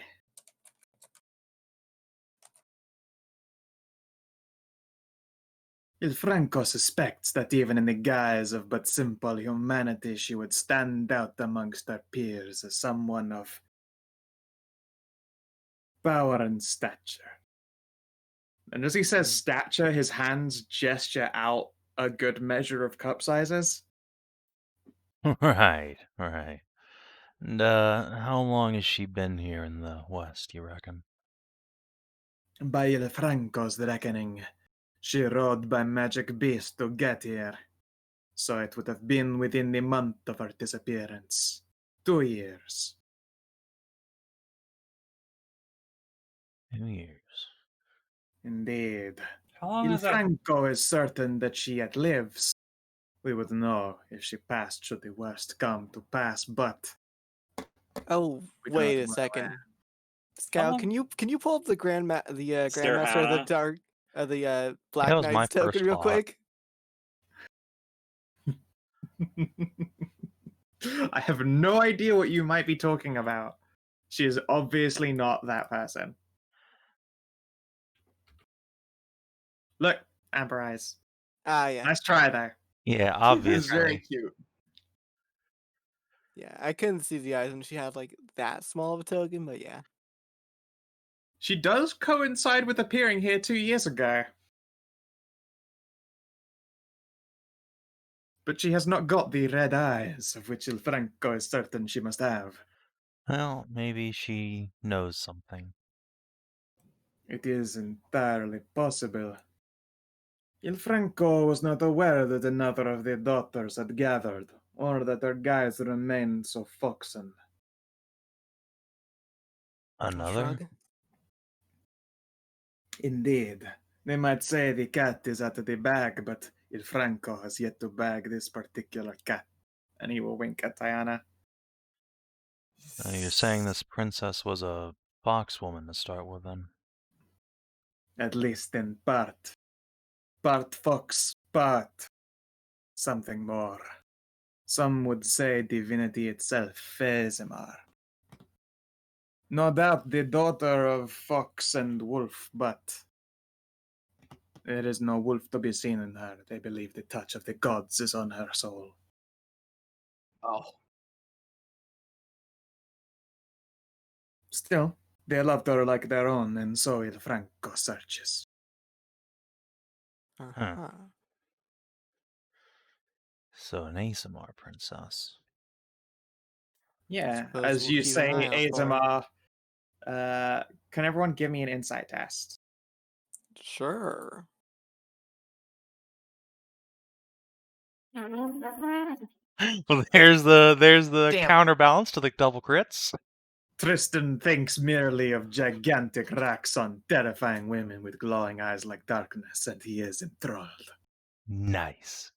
Gonna Lady bag me a Hallie, princess. however, I believe is technically right now engaged in the plumpening, which is unfortunate because she would have been the only one to pass.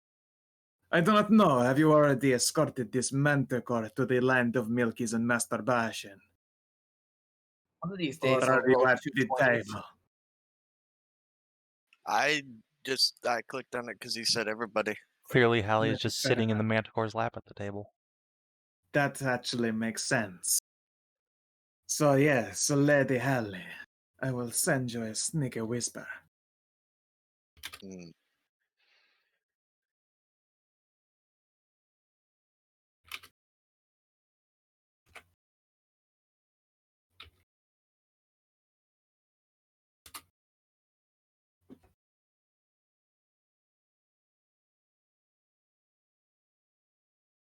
I tap my nose conspiratorially at your fellow player.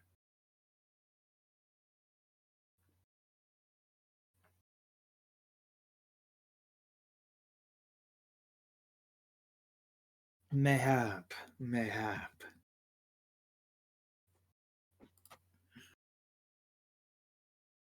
I'm glad someone got an over 20. We tried, but we You couldn't tried, get it. you tried. But now Lady Hallie knows, and everyone knows that Hallie ain't no fucking narc, so, you know.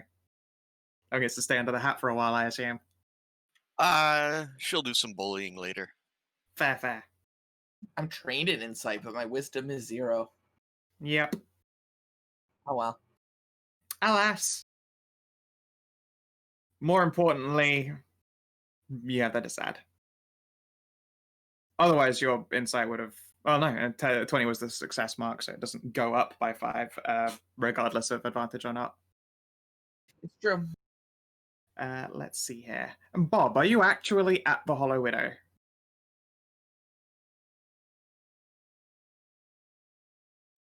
Are you literally peeking in at everyone? Yeah, watching this from the rafters.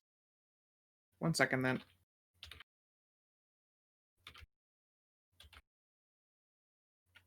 Il Franco looks up, dead at you.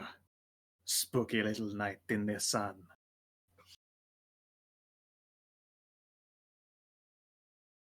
And then, Yeah, dear Bob, what languages do you speak? and let's see. Abyssal, Common, Druidic, Draconic, Sylvan. Excellent. Il Franco whispers up at the rafters in a language that none of you speak. The voice, it makes your ears tingle and twitch. It is unsure of what it means. Instead, I shall send a whisper to Bob.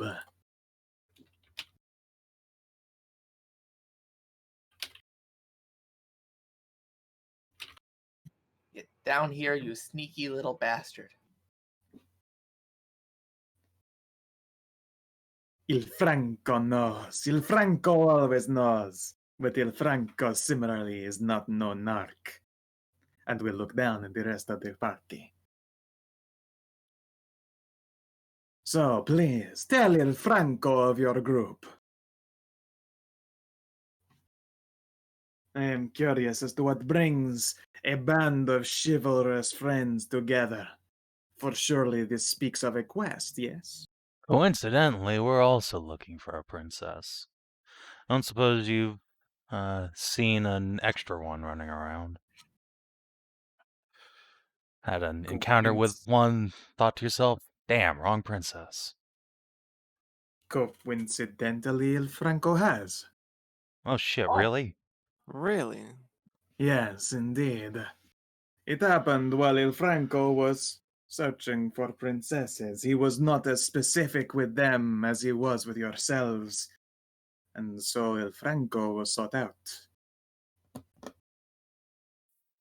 By whom? And where? By the princess. Wait, she wanted to be found. No, she feared being found. I did not buy Il Franco's silence, but nor would Il Franco betray people who had approached him in earnest. I apologize, but Il Franco will not tell you of this princess. Listen. I get where you're coming from, but this is actually a matter of life or death. You know what's going on around this place. There's darkness encroaching from the wilderness. We She's in great actually need danger. her. She is in great danger. We wish to find her and protect her. She travels already with a band most strong. I fear you are worried over nothing. No, you don't get it. A handful of adventurers, a couple of bandits wannabes, they can't protect anybody from this.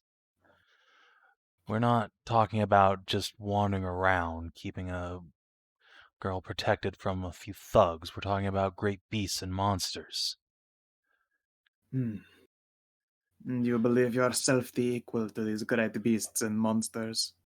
Fuck no, that's why we want to take her back to some place where we can protect her. Then unfortunately, Franco will not tell you. I am sorry, but I cannot defy the freedoms of another who has approached him in earnest. I would offer you the same courtesy. Do not go against Il Franco's honor. He may be a scoundrel and a rascal and a womanizer, but Il Franco has his honor. So then you can tell us nothing about her. Il Franco can tell you some, but he will not let you jeopardize this girl. For freedom and justice is for all, not merely princesses. I suppose it's better than nothing. Yeah, right. We're the ones jeopardizing her. Il Franco understands, and if he thought this girl was in constant, true danger, he would tell you. He would not want to see an innocent sweet maiden hurt. But Il Franco believes that she is safe. I can tell you that much, at least. Yeah. I'll give a long sigh at that. Yeah, you think it's just... What? Someone's gonna hurt her? No, it's gonna be worse than that. Can't imagine the things these creatures do to people when they capture them. Indeed.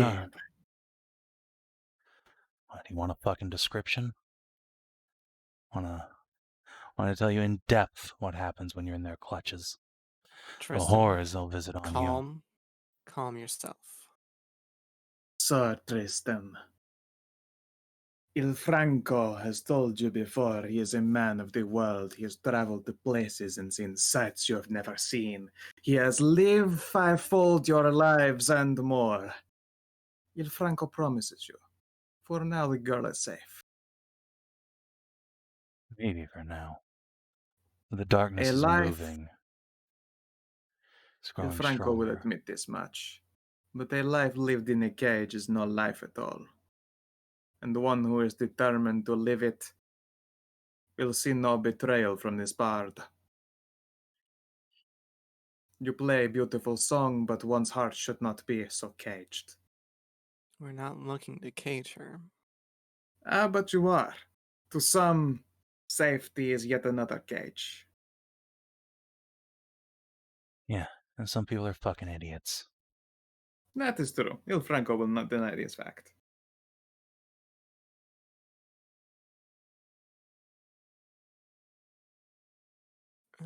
Give me a second. I'm gonna look something up on the quest here. Our Sure. duty is, in fact, not to restrain the girl, it is to bring the arms of light to her.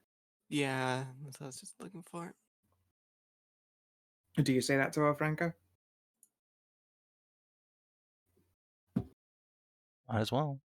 Yeah, I mean, looks like it sounded like Kina just said that in character to him. So Il Franco blinks. In Interesting. Tell me, Il Franco, what is an arm of light? Tristan just dunks it onto the table. Well, if we're putting all our fucking cards on the table here. This would appear to be a flask that turns water to strawberry, my friend. It's more than that. It's a great and powerful artifact, really. Alas, Il Franco just very recently burned out the last of his scrying penetration. Accidentally, no less. He will harumph. Suffice to say, if it holds up with legends, and being a bard yourself, I imagine you've heard the legend of Lady Agriella. Indeed.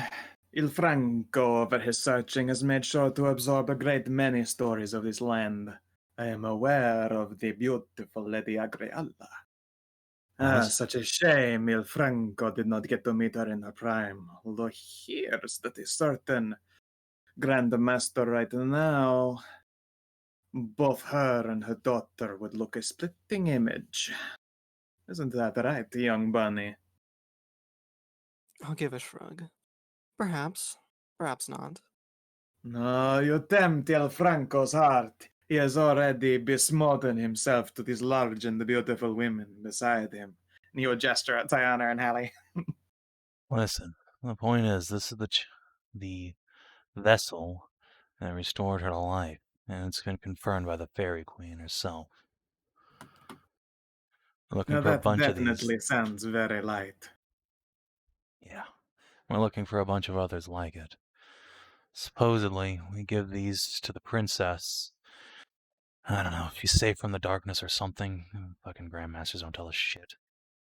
She'll certainly have a much greater edge against the darkness and more chance to preserve that freedom of hers. Il Franco has often found that it is not that people would not tell you shit, but it is that they do not know themselves. Perhaps they too are hoping on strings. But Il Franco will promise you this. You'll find all of your arms, and if you have yet to come across your princess, Il Franco will tell you all you know. But Il Franco will not tell you early.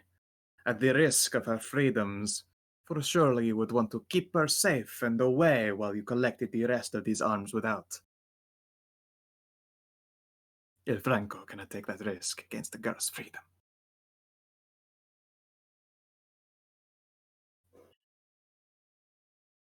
Just a deep-seated hatred burning behind Tristan's face. It'll nod slowly.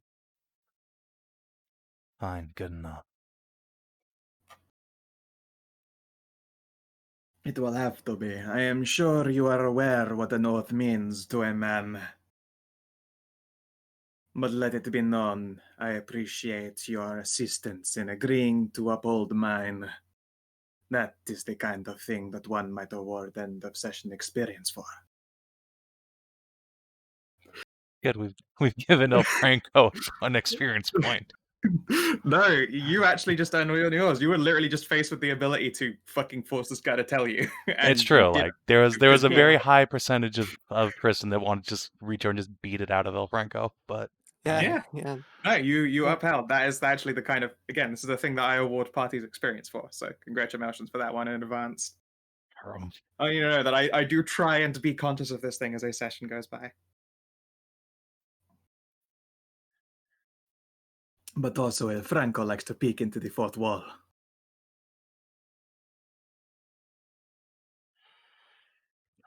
well, I need another fucking drink. Let This Il is- Franco pay. In fact, better yet, Il Franco brings treats from the great north. Drinks that will knock your socks off, or metal boots, respectively. Some people don't wear socks until Franco thinks they are strange. Oh, what about horseshoes? What, your friend does not put on horsey socks? She is missing out. They are very comfortable at night. I have paw sockies myself. Il Franco always sleeps with his business socks. Business sucks. Is that like programmer socks? Da, but it is for sleeping.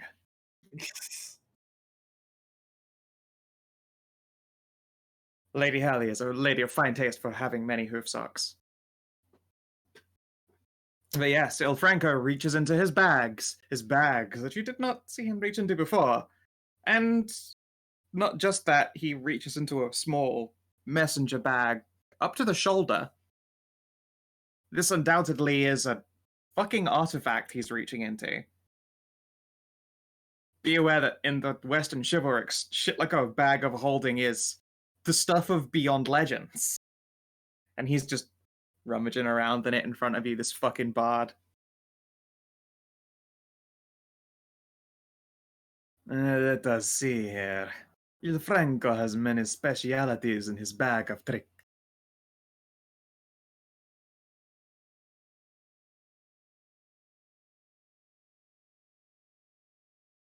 Come now. Spider Druid. Perhaps Ilfranco can interest you too in a drink, or perhaps fine delicacies. You smell much of food, and I'm sure the North has a great many treats to teach.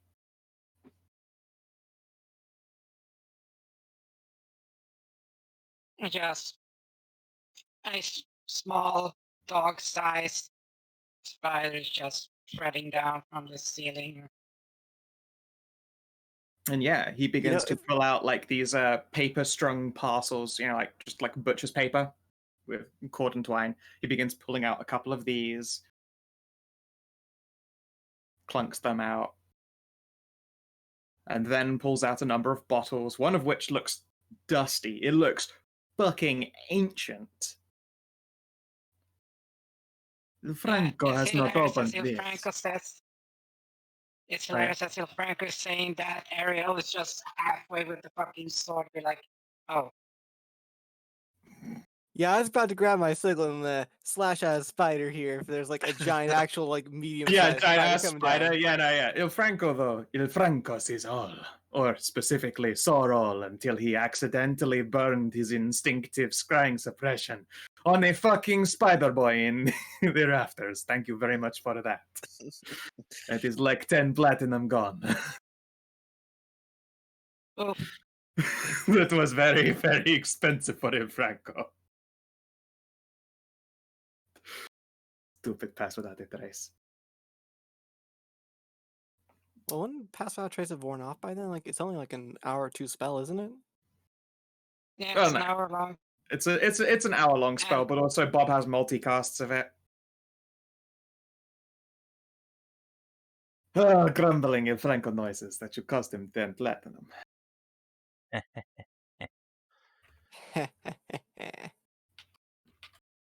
I'm not sure why you feel the need to sneak around under the guise of a magic spell, Bob.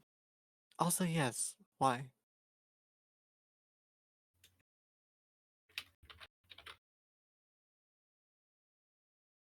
Just how long were you up in those rafters?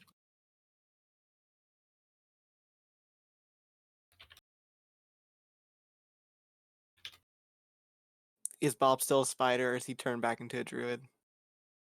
It just spider and just waves, skitter, skitter, skitter, skitter, skitter, skitter, skitter, skitter, skitter, skitter. Could you- skitter. Could you please turn back into human shape, Bob? It is a pleasure to meet you, Bob. Il Good. Franco offers you a gift for apology for punching into your carefully discerned rafter watching the skies. Sushi. And then he opens this butcher parcel paper, and you can see that there is like fresh like salmon and sashimi and lots of fancy sushis. And a bottle of soy sauce. Just looks at that and just swings under the table and reforms. Il Franco People don't have to appreciates fucking that see your that friend. shit. Yeah, Il Wait, what Franco happened? Il Franco he- appreciates that your bard went under the table before transforming. Yeah, Il so did Franco I. has seen it before and does not need to see it again. Wait, what did he He- just pull out?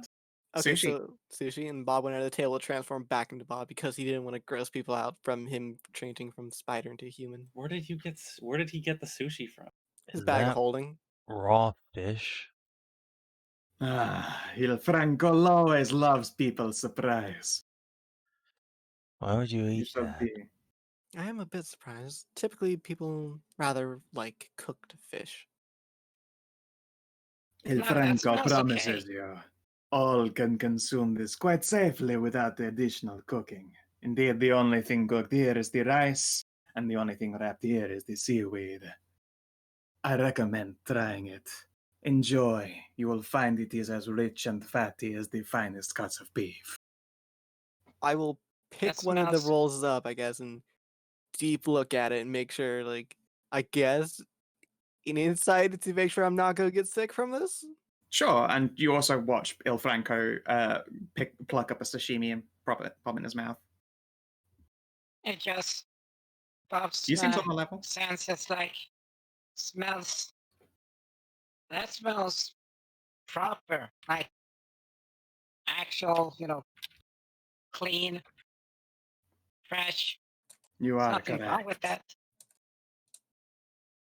Like you should, well, at least totally try it. Indeed.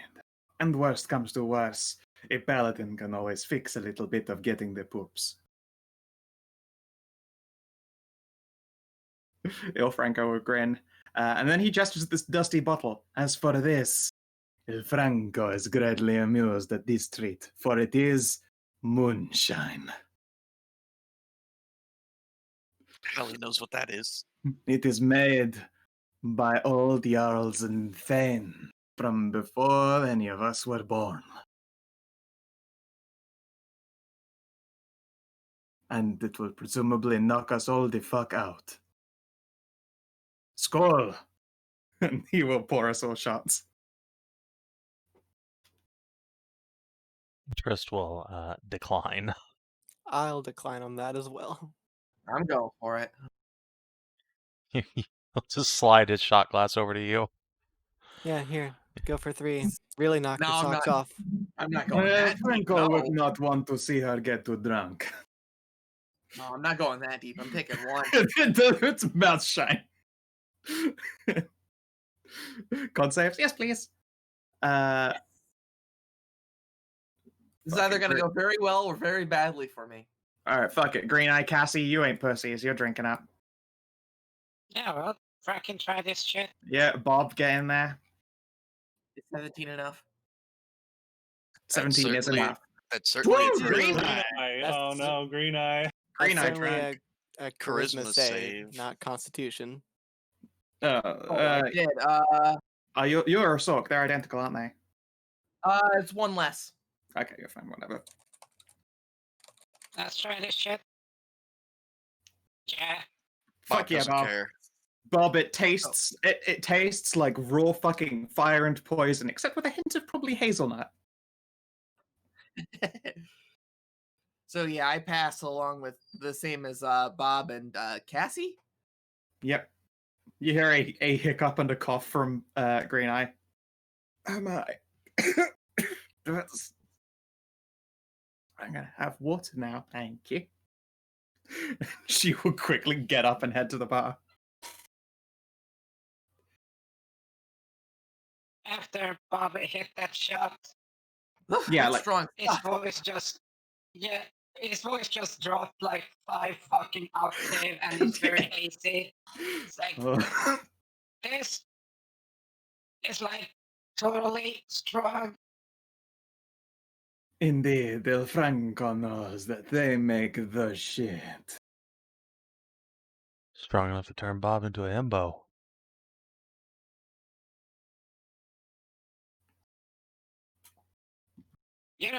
Maybe it'll make my beard grow. Indeed, El Franco would not be surprised to see a few of those beardy hairs go white. He claps himself on the knee and takes a shot as well. And yeah, you can practically, like, he's a big fucking wolf boy. You can practically see his sinuses open. Oh, that is the shit.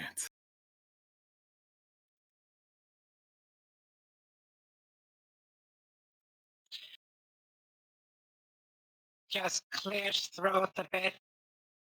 Okay. Now, since you're from the north and everything,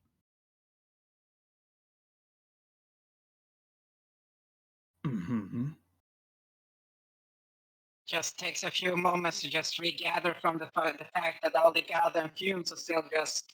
Yeah, they're fucking, doing like, they're doing their fucking business. Your fish. clock is clean.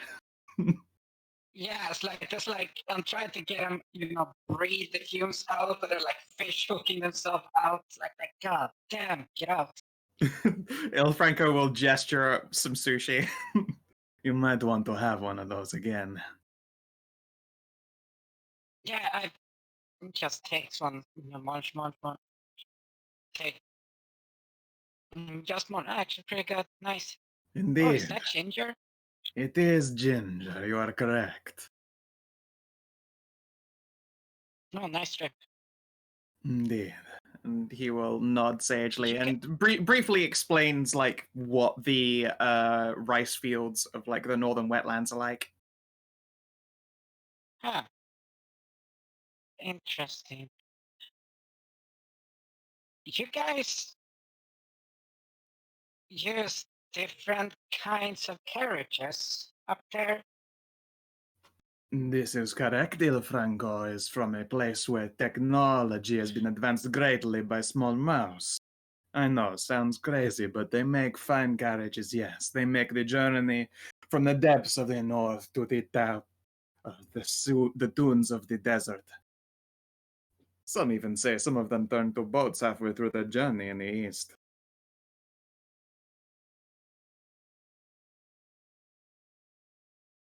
Just looks around to everyone else, is like, okay, that's something surprising. Da. I spotted a hauler carriages that look. Who did we lose? It was Ben, don't worry. Okay, that hauler carriage that seemed different, and some of the markings looked northern. So I was going to ask about that. Da, you are correct. Il Franco is aware of what you speak. Carriage design has come quite far. You saw the ones with the springs in the base, larger wheels, different treads. Big coverings, yes? Yeah. Da, those Yes. are an invention of the North. I believed that their blueprints had been shared. It is good to know that the merchants have been improving in this place. It is dangerous enough at days.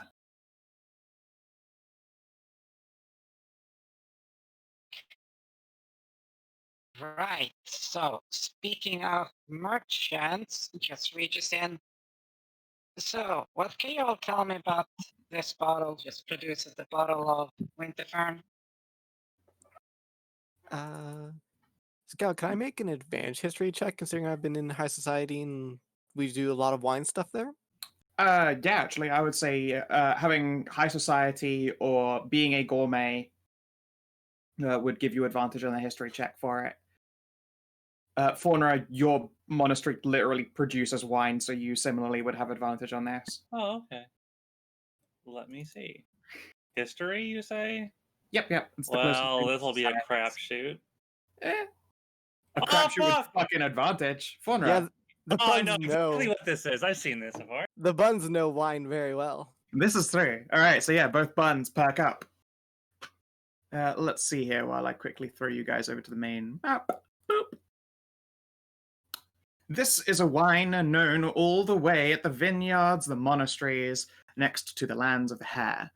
The reason for this is that Winterfern is a hybrid wine, with grapes bred from the vineyard there and from a vineyard to the north. Basically, let me just quickly reveal a chunk of map. Well, I shouldn't reveal the whole map. Basically, there is a vineyard like right here, who has crossbred grapes from over here with here in order to produce Winterfern. They would have just reached maturity quite recently, but basically everyone up here has managed to try the first bottles that were run in production. Yes, quite good stuff, really.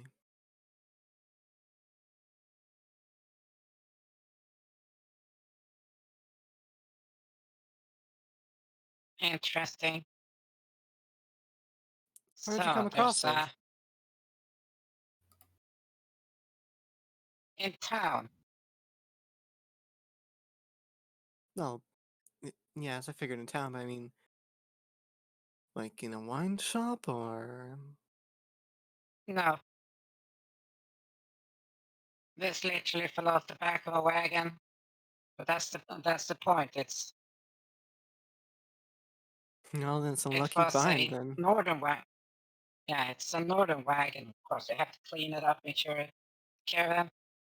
It's a little slushy outside anyway. Oh, yeah.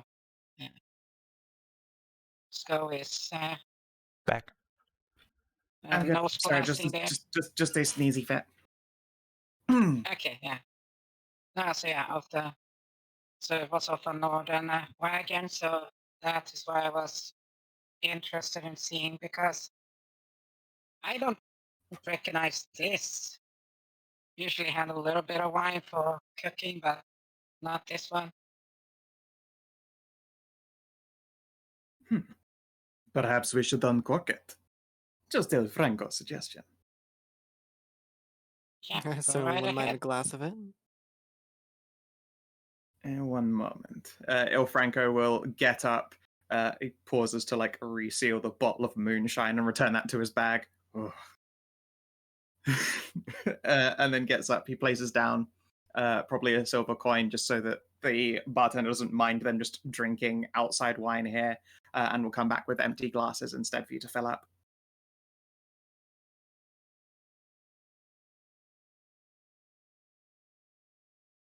And yeah, on tasting it, Ariel, you recognize it. It's not first run, it's probably like second or third run of this wine.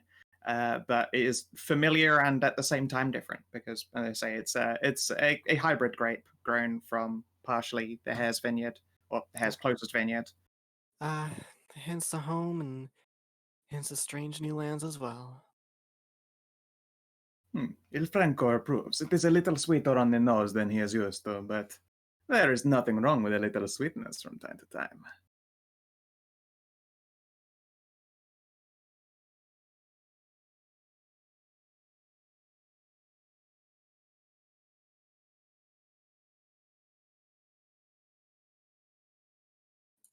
Oh, that's some interesting stuff.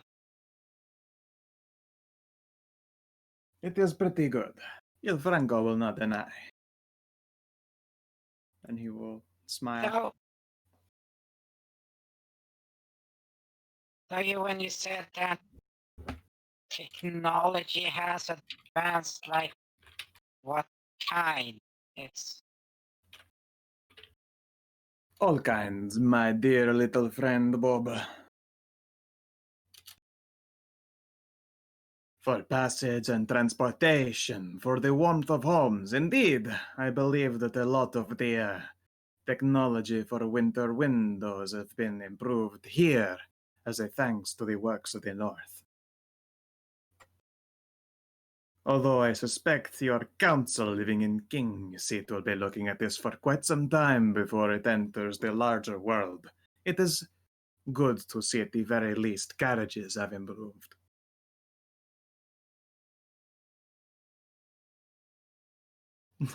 Il Franco looks to the Manticore. Il Franco has no idea. Chris just glances at Hallie.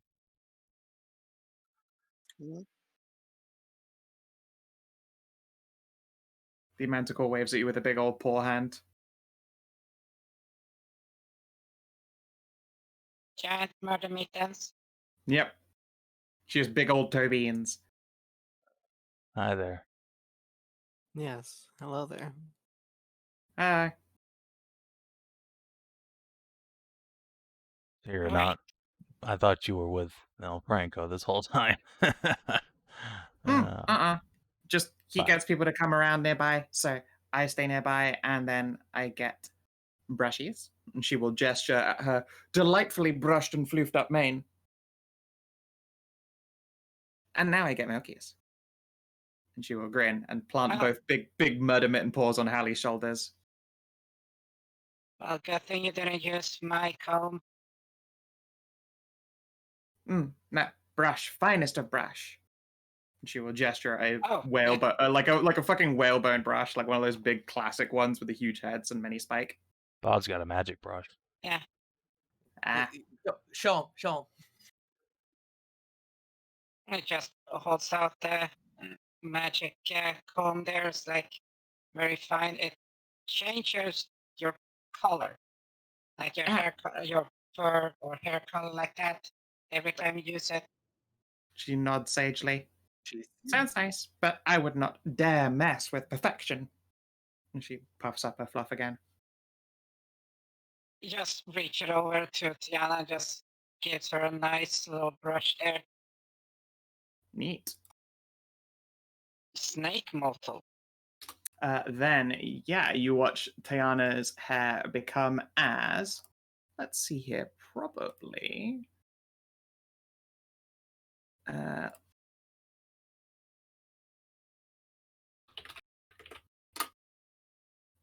I completely cocked Fucked that it. up. Oh, it did that like fucking half a link thing.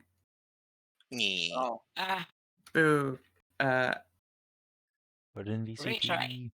Yeah, I'll pop it in VCT.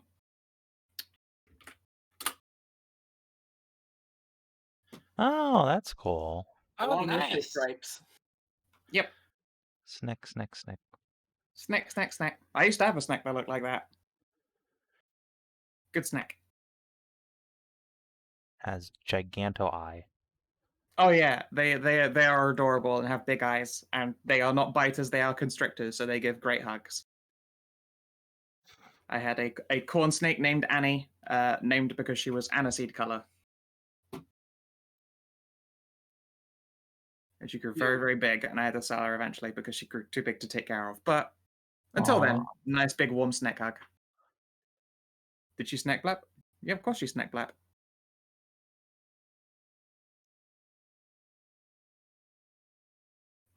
Yeah, you watch as Tiana's hair turns this beautiful corn snake aniseed color with the patterning and mottling.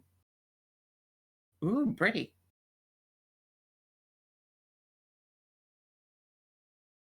Yeah, it's very pintoony because it's random what it does on every brushing. Ah, very fun then. But no, I like my fluff. It is perfect. Perfect. When she repeats perfect, reiterates it with a long roll of the R's that if I just do, I'll end up falling into Il Franco again. Because that guy is all rolling R's.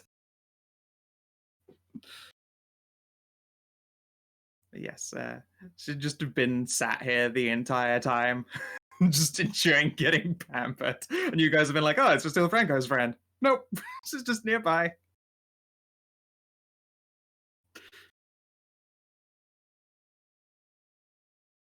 She seems benevolently nonplussed with whatever your discussion is there.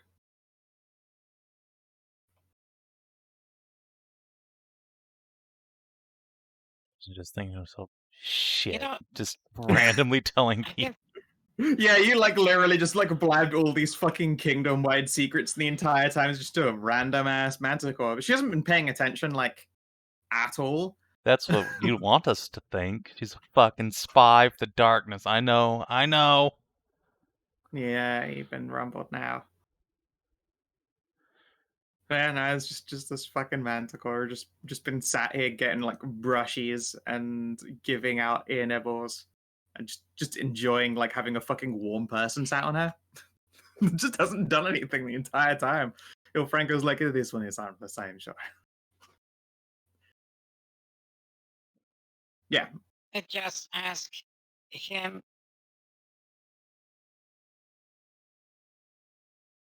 There's something that you said. You said something about a mouse Of course. making stuff, would they happen to be making like some tools? Tools and toys. Locomotion. Basic enchantments run out of a land, in fact, owned in part by a larger wolfy girl like myself, but tends to keep her fleshy bits fleshy. It is a large and assorted group of people, but a great many of their technologies inspire a great many works. It is surprising that your Council of Minds has taken so long to indulge. Well, I can't really be one to, like support like industrialization of nature and world and stuff like that. Just I've seen some really nice tools that had like this little logo that they were like a small outline of a mouse, and they were talking about it being from the north, so it's like the same. I see you must know a few of the merchants in this area. They would have probably had first hand on these tools. Yes, you are correct. And as well, although Il Franco is most disappointed to find they have not spread to the wider market, they produce the finest weapons. Now that one, in a land such as this, Il Franco is most surprised does not spread. And he reaches into his bago holding again and pulls out what appears to be like a leather-bound wallet full of knives. He slides a knife free. Us and out of character realm recognize this as squeakonium. To the rest of you guys, it looks like it's been like dusk painted, so it's not reflective at all. And when he taps it down on the table, there's no like springing noise. There's no clink or ting. It just silently plonks down onto the table. How odd. Indeed. They are keen, sharp, nearly unbreakable, resistant to vibrations. And yet, I see no one walking with blades of them. I know that they are expensive and difficult to produce, but at least in small quantity, one would think the knights at least are lieutenants. They would be equipped with only the best, yes? El Franco finds that strange.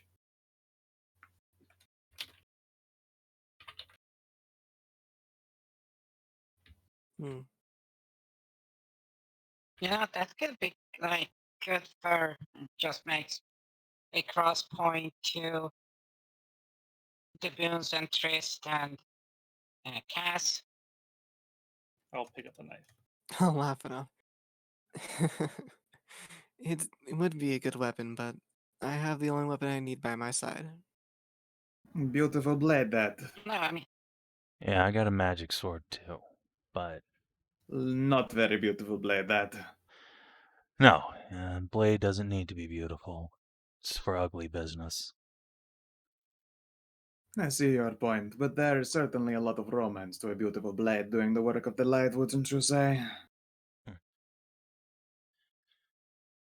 Yeah, romance is nice. Not very realistic. Yeah, Faunra, the blade you are holding is perfectly weighted. I don't know how regularly you've ever really like thrown a dagger, but you're pretty sure even you could probably nail a decent target at 20 feet.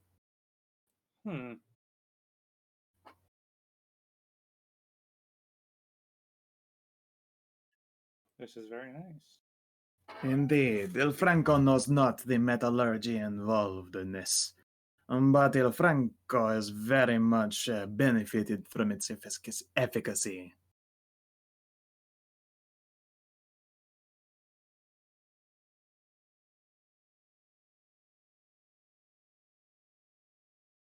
I will hand him back the knife.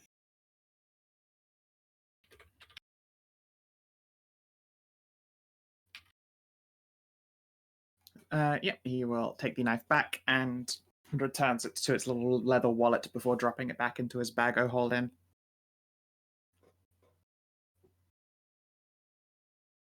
I hope one day it leaves King's Seat for the rest of the world to enjoy.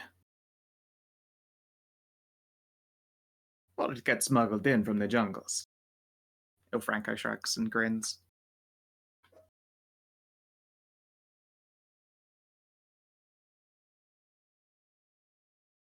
Well, if it's as good as you say it is, actually, yeah, it should be available for like all nights. Indeed, and yet it isn't. If Il Franco were not so concerned with his princess quest, perhaps he would pass missives to find out why not. Hmm. Hmm. Maybe they're just too Skow? poor to afford it. Could I make an intelligence check to see if like I remember like my grandmaster ever having like mention of King's Seat like dallying on better weapons like this? It's possible that such a thing has come up. Yeah, it'd probably be more down to chance than any check, so I guess give me a 1d20. Okay. You're not sure. Like, usually they're pretty forthcoming with, matters of Arcana. Like, the most recent improvement to have come out of King's Seat after being cleared by the Council of Mines was, I guess probably improvements to gates, doors, windows, that kind of thing. But that was also still like nearly a decade ago. Yeah, she's never mentioned anything about weapons. Hmm.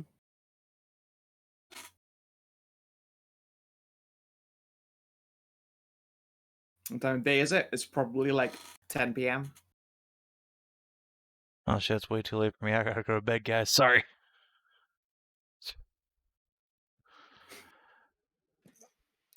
Good joke. 10 out of 10. It is lucky this man is early to rise. For after playing like him, I suspect his morning wood should not be unattended. Huh? Nothing. It is fine. Oh shit, actually. I'm gonna go pick something up. I'll see you guys later. Yes, see you later. Yeah. You step out into the open air and you're immediately hit with the difference between like warm, comf, noisy tavern and just like eerie silence and chill. Just gonna pop down and pick up that kerchief. Yeah, I mean it's like 10 p.m., so they have already closed. Just will get there and then slump his shoulders. Fuck. Turn around. Oh well, I'll come back in the morning. Yeah. Assuming you remember too. They will be there in the morning.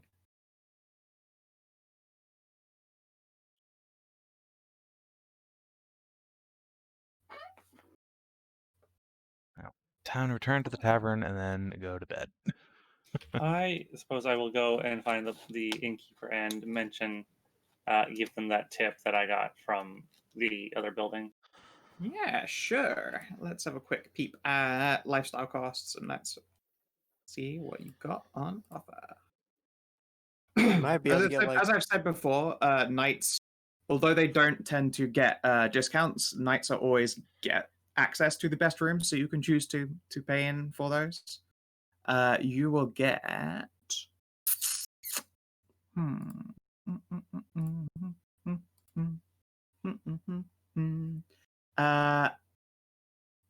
affluent stay for just an electrum instead of a gold.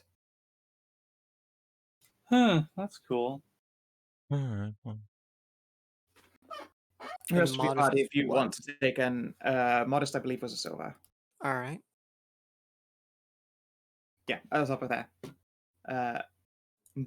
Affluent rooms in this tavern are always available for nights. They are still the same cost, but they are always kept available. In the case of Faunra, she gets hers at a half deal because she did good girl things.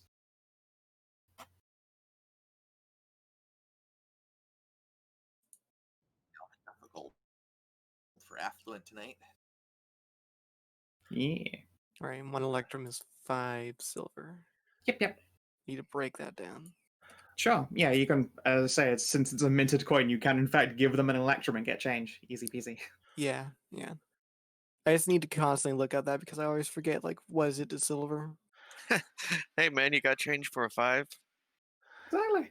So when Trist gets back to the tavern, he's gonna make sure that Green Eyes, who's apparently a bit drunk, gets to her room okay if she hasn't already.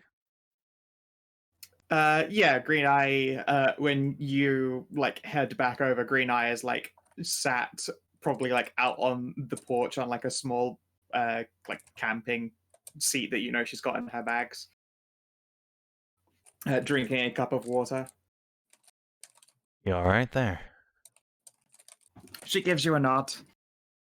Too much crowds for one day. Very strong drink. We'll be fine. And she's just like rubbing her temples. You sure? She's not quite. She's not quite on the point of having a panic attack, probably because she's so inebriated. But you know, not an easy deity. You want to be left alone, or do you want me to help you get to your room for the night? I'll be good, thanks. She waves you off gently. Hey. Trist will reach out and give him a pat on the shoulder. Go inside. And yeah, Forest Knights have a hard fucking time when it comes to crowds and stuff. So she lasted admirably long, but has retreated to the quiet of the outside. Alright. In general, foresters are not in cities at all. Yep, they hate it. It is their oath, their Nighthold's flaw is that they are fucking terrible at being inside like city limits. Womp womp. Alright. I'm gonna just hang around on the tavern, like ground floor for a while, until I see her get upstairs safe and sound, I guess. Let's see here. You do not see her come back inside. Uh-oh. And another hour or so passes. I'll go poke my head back out. But no, you do see her come inside. She gives back the cup of water and then leaves again. She doesn't just walk away with their cup. That would be rude. Alright, I see what she's doing. She's gonna go camp outside. Yep, 100% not staying in this fucking place any longer than she has to. Alright. What's the opposite of an agoraphobia? Indoorophobia? Claustro. Is it in this particular? I guess. Alright, poor No, claustrophobe. because it's like a open fear of spaces. crowds rather than. Isn't I that think it's more about the agoraphobia? people than the... Agoraphobia applies to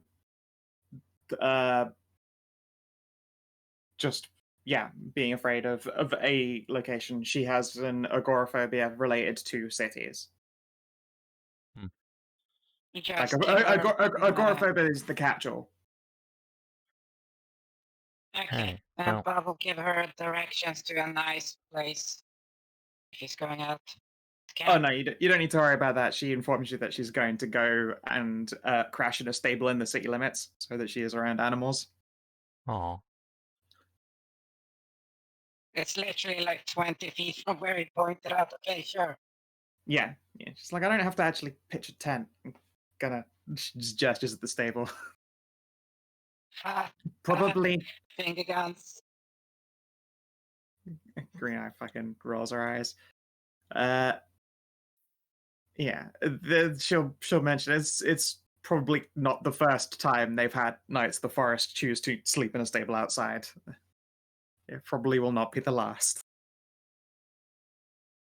just a small sign that's a crooked sign that's just hanging that says Forest Knights. It is just a fucking box under an awning. Forest Knights, $5. Yeah. Uh, All right, Yeah. then time to go to sleep. Indeed. Well, how Cassie many rooms do goes they to actually have available? like fucking probably 20 to 30 affluent. Ooh, big place. Oh yeah, like it's Yes. like there is a third floor to this building, and the third floor is just affluent living spaces. Just checks with Cassie. It's like, Yes, I know stairs are annoying, but they're no problem.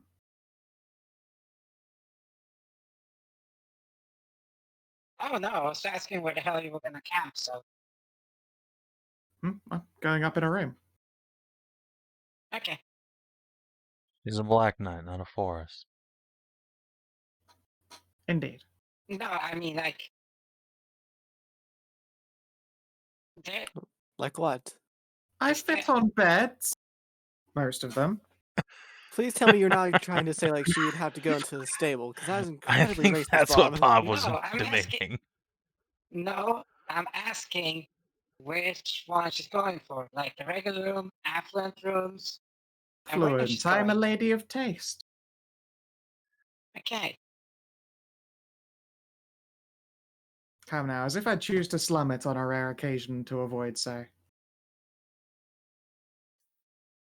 Just looks at everyone else and self and then back at her. You think any of your companions are probably picking one of the rubbish places instead of an affluent living space? I very much doubt it. Il Franco is already inviting Tajana up to an opulent, and affluent, richly appointed room. Ah, the presidential suite. Indeed, Il Franco has been here 3 days, but he has only slept 2 nights.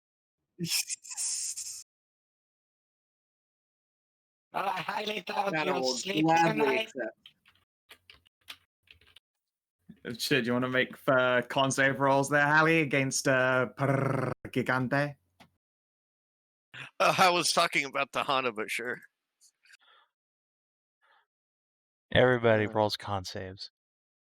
Indeed, does Diana want protection, or should Il Franco entreat himself to your back door? Either way, it is not a problem. I'll make the con save for pregnant. Per Gigante. Backdoorsluts.com. Alright, Diana, you are safe from Il Franco's mighty scene. I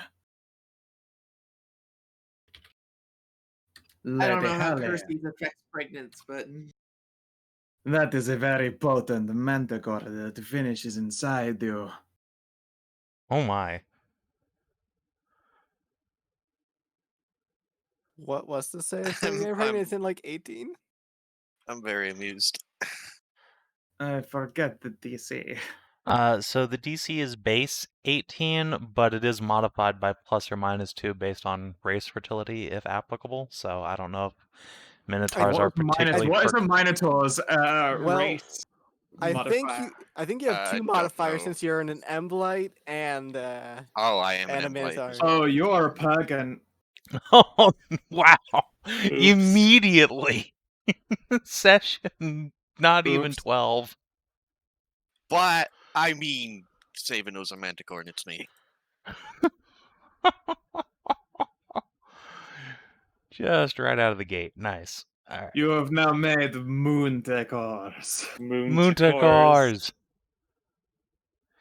Everybody liked that, except Bob. Oh, God. Oops. Oopsie poopsie. But I have a new friend. Yes. And Miranda. And Bob is like, this is why we got fucking anal. God damn it. but she's an Emblemite, so Yeah, I don't think it would have happened if I Does wasn't up. Emblemite not have assholes?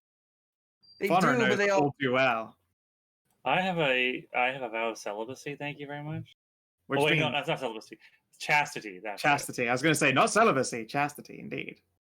I'm The a other noble C lady, word. so That is exactly it. You're Savin.jpg. an, in this case, it's like, you're a noble lady. You say as you waggle out from the fucking swaggering duck.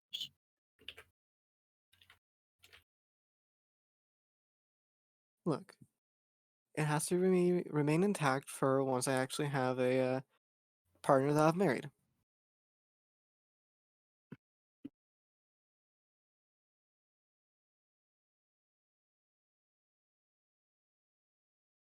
It's true. It won't happen for a while. But yeah, it looks like you have been impergiganted. Someone's gonna have to make a trip to Hoofstreet when they are plump. That's fine.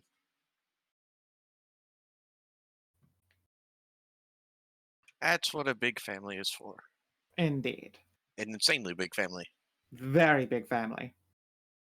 People were asking, Almost like, like it a was funny. herd.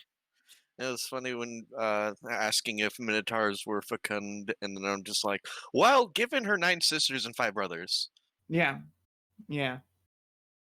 Her DC is probably very low compared to other people, considering. Your Yeah, DC is think probably like 14. 15. Hmm. I'll give you 15. You haven't had time to grow into maximum milfitude. You're still a medium-sized token. She's about to be a MILF. Oh yeah. But yeah, it's 2 for being a Mino and 1 for being an Emblemite, so yeah. 15 is your normal per gigante DC. Her kid or children are going to have to do a lot of wing exercises to be able to lift off the ground. They are. Looks like a fucking bumblebee. It flies because it believes it must. Either that or it needs a real good milking in the morning so it retains flight. And then It's a- by nighttime they are too heavy and must sleep. It's a moonbulbee. Yes. At least it's not a moo.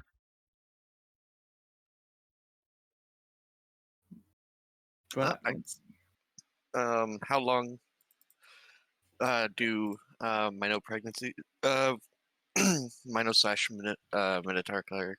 Bleh. that's a good Sorry, question. Manticore. Let's have a look together. Sorry, I'm still a little out of it. That's right. Let's find out. Well, after that. Hey, it wouldn't be a fucking game I'm one- running if a fucking player character didn't get per gigante really early on. Welcome to the herd. Yay! Moo! Moo! Wasn't me this Yes. time. Yeah, I'm shocked it wasn't Kina this time. Strong I guy. am very impressed that it was not Kinathis. Right. Kinathis or that did Chastity is happen going with well. that did happen with Savin, ironically, in Adventures in Ass, and Also, your character's a robot. Hmm. You're the first one in like session 11 or 12. Actually, wait. Have I ever actually? Wait. When have I? How many times? Wait. You started fucking Box 1 pregnant, constantly pregnant. You stayed pregnant as well. That doesn't count. That was a character background feature. That doesn't count. That That's super duper counts. That it Totally does. does not. Absolutely does not count. It You does. spent the anyone got entire pregnant game very egg. early. It was Amxal. Fucking yeah, you lost your character so quick. To I'm- mundane human pregnancy. I am the only one to really lose a character to pregnancy. The But last then time, then again, the replacement character was, in my opinion, much more fun. I liked It was a balkable. Yeah, I I win. liked her. like the only time I think a character of mine has actually gotten pregnant, not counting Anna, because that does not count. I will stand on that. It was Okay. Skezo, and that was not even her of her own volition. That was a magic bullshit. I mean, Oh right, the fucking goblin. Post the meme. Goblin. also don't forget, let's see, Hashat got Egnant immediately. Mm-hmm. Oh, Yeah, you have kids. I had forgotten. You about literally that. have children in a game you're in right now. What? I Yeah. had totally forgotten that. Wow. That's how that happened. You're terrible. Oh, your babies. And that's why Marie is with the party while the other two are off learning to make mead. They're learning a valuable trade skill. So did So mine. is Murray. So does I Mary. was So gonna does Say, Murray. mine's learning to become a merchant princess. Both of them are learning. All of them are learning very valuable life skills. Yeah. This is true. What is learning how to be an So, adventure it's good to retard? know that you sent. It's good to know that you sent them away on away to like a merchant boarding school out there. You sent I mean, them to be fair, to boarding school in the you memory sent them. hole. You sent them to boarding school. So I mean, they're having a great time. Everyone here is pretty, and they play music every night, and they get to make. I didn't just ship them over there. Jeez, please. You definitely should do some teleporting down to see your Babises there. Well, yeah, maybe we don't have time for that though. We Yeah. definitely do Maybe not when have you're time. not on a time quest, yeah. But yeah, don't worry. Winter will be family time, I'm sure. But yeah, there is no recording of minor pregos, so I'd assume that they are normal pregnancy durations. We can always look up the COC2 Minotaur Codex. Minotaur or Manticore, because half. Or halfsies. And you wrote the Manticores for COC2. We did. Ooh. So let's see how long those are. Wait, I wrote the codex. Shit. I'm an idiot. Yeah, I was about to say. Yeah. What'd you write down? Go look it up. Okay, no. I'm looking it up. Fuck. It doesn't say in the code. Then God, I'm we're an all idiot. terrible. Normal All right, pregnancy. I guess- the minor one doesn't. No, it does. Well, Manticore one does. Manto does it? What's it? 3 months. 3 months. Okay. We'll split the diff and say 5 months. 3 months is an incredibly short time. Yeah, but in the game, they're also the pregnancies are really, really short. But the way I wrote Manticores is they're all not only highly isolationist, they don't like being around other Manticores that much, and they're also have a really, really, really low fertility rate. Yep. Unfortunately, I rolled, far in advance above a 20. Season 2 pregnancies, 200. Yeah, true. All right, man. I guess we'll call it. Just a fucking 5 months sounds fine. 5 months. Yeah, 5 months seems like a reasonable pull. I wrote it down. And I guess Yeah. 5 months from now, I'll roll to see what the kitties are like. Yeah, in fact, let's see. In September. And We are in September. It is the 23rd of September, which means. So it'll be February the year 44. February 23rd, 44. Hot diggity damn. I have to make an extended fucking calendar. No, that calendar is so annoying to make. Oh, no. That's why you should do it like I did and just make it a Roll20 page. It works. It does work. It does. You can edit it really but easy. the moon cycles are so nice. They don't matter for my game, at least, and I don't know if they matter for you. They do. Well, then there you go. You should just do what I do and just have the moon work the same way every month, and then it's Nope. easy to figure out. No, it sure does mean a thing, unfortunately. Well, rip you. Oh yeah, isn't there like a blood moon every month?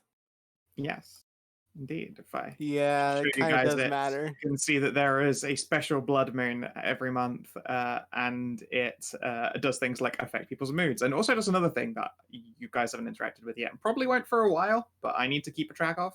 Right, and the last one was on the 17th, according to that calendar? 16th and 17th, yeah. So the blood moon is the new moon. No. The blood No? moon is the full moon. I'm looking at the wrong. I'm reading this the wrong way. I assumed black was new and not white. I can see the assumption. I think the way to tell is just by the way that the shadow crosses the moon. I don't know. Maybe it's meant to be, but regardless, in this instance, the moon is red. I'm just gonna have that mean that way. Okay. Big red, dark red full moon. Yeah, I mean, clearly it's when the moon is filling up with all the darkness that it goes into the blood red state. Makes Mhm. sense. It's definitely not because that's date night for the horny dragon.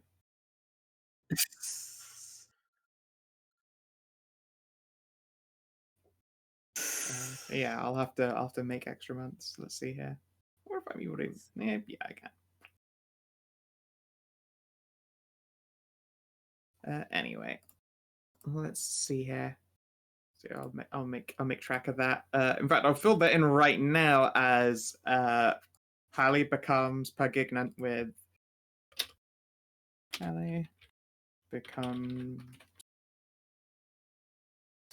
Gregnant. Let's go with a good Gregnant with That Manticore's name is not Greg. Manticores. Yeah, right. Oh, That's and true. Stray, congrats on being like twice now in this big old campaign series of campaigns to be one of the people that has the pregnancies very early on. It's true. Actually, as well, Jeanette started the campaign Pergonet as well. Yeah, Yeah. that's what I'm referring to. Yep. And that had come down to a dice roll, whether or not it was Hallie who, no, not Hallie, fucking Jeanette who was pregnant, or the fairy. But I rolled Jeanette, so I was just like, all right.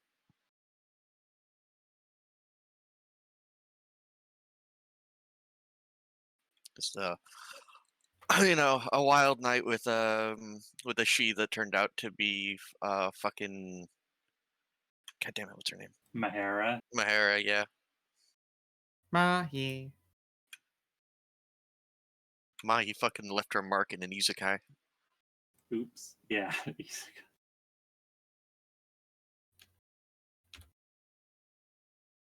Okay, let's see here.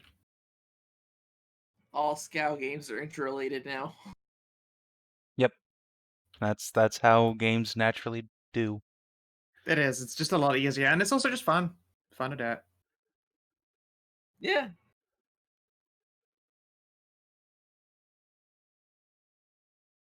Okay. I have that calendar working as well, which is nice. I will update those in the future. Regardless, you are able to go to your various nights and entertain various delectable fantasies. Cassie does put on her comfy, fluffy hoof socks before she goes to bed in a great big bed. Trist, let's see that 1d2. Let's see what kind of dreams you have. Oh boy. Looks like it's going to be another Blade Assault dream. Yeah. Let's see here. See, you only get the good dreams if you get a fairy blowjob the night before. It's just how that works. That's just, I mean, that sounds like how that works for you now. Shit, I need to get a portable fairy cocksock. You just, yeah. Yeah, like that one fucking meme of the knight Yes. just holding a goblin. Just get the same thing, but for a fairy. Your fairy harness. Ah, you notice, this is the blade of salt drawn forth from an ancient crypt of the Knights of the Dragon. No, the other thing. Oh, this is my fairy waifu / Onohole. Sup? Throws up the horns. I'm a bard. Throws the horns. I'm a knight. Tiny, proud Gathleen knight. Sup, homie? Yep. Sup, Sup, homo? homie? Let's see here. Okay. So your next Blade of Salt dream. When it feels as though you are waking up, you aren't. You're drifting on a carriage. It's definitely night time, and you're staring up at the stars. There is a blade that is resting by your side. When you glance at it, you recognize it as the Blade of Salt. It's had a number of like wrappings tossed around it as though to hide the fact that it is grody, but you recognize it just by looking at it. Of course you know it's your sword. It is. Weirdly enough, the moon is full but white. It's something you've never seen before. Interesting. When you look around, you can see that there is Sir Carrion. She is like perched, sat on a box, probably just eating. Well, it looks to be like a pretty simply put together sandwich or some kind of small pie or pastry. Couldn't sleep either, could you? Really can these days. Yeah, I get that. I get that. Well, that up there is my sky. Seems like it's different for you these days, isn't it? Yeah, normally full of blood.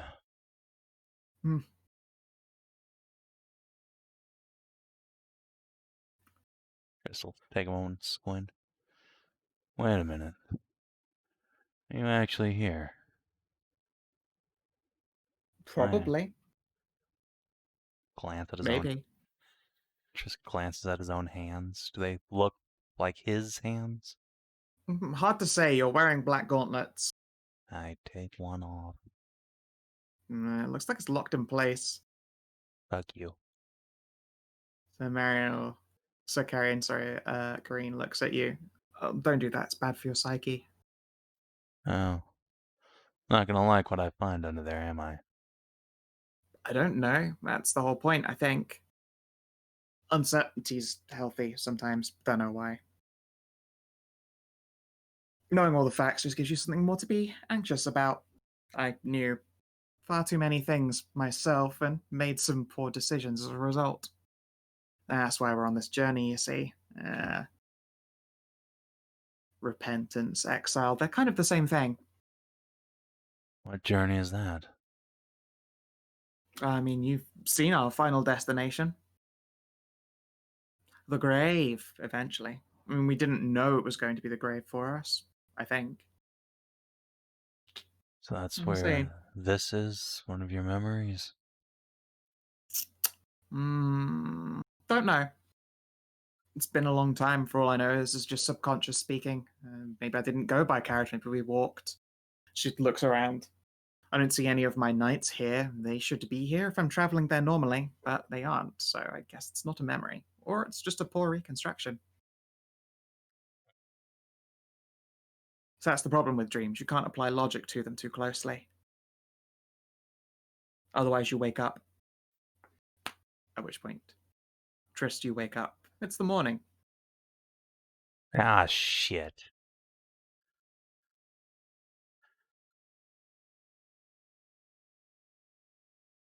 Take the sword and look at it.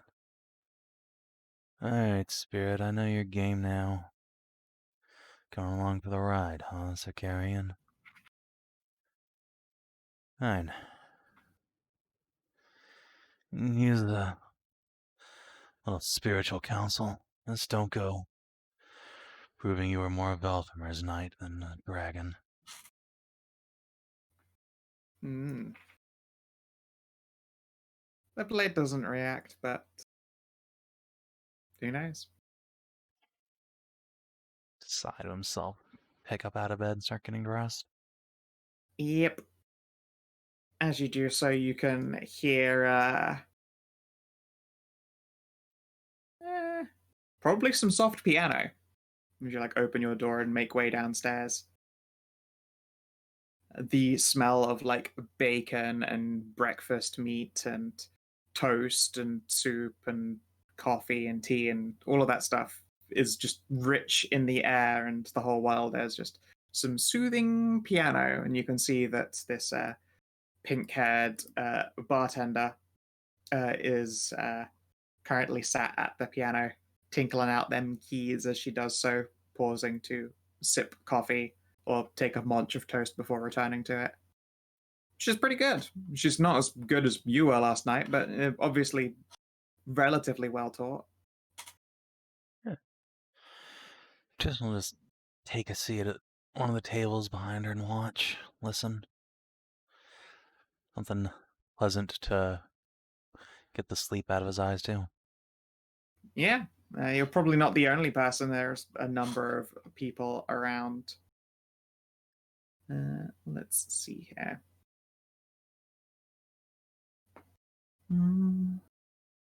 Throw me a 1d20. Let's see if there's anyone important in the tavern for breakfast. Sure.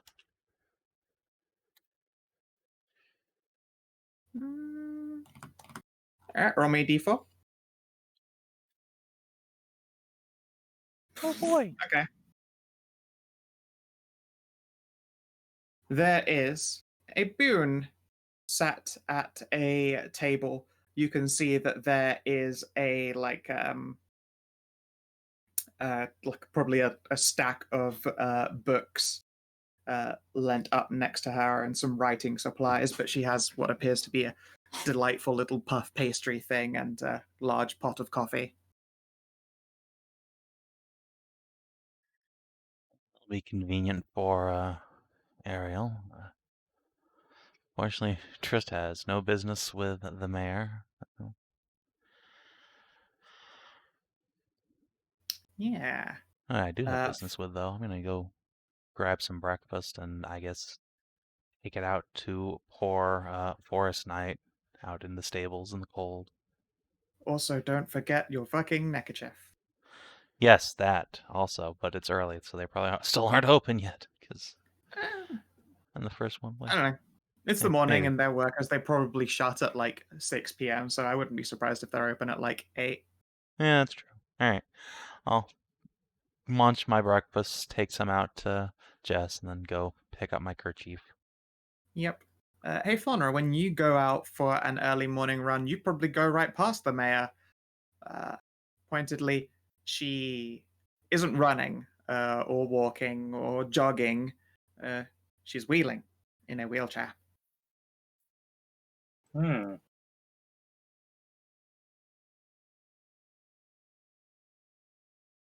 It would appear that this young mayor has no legs.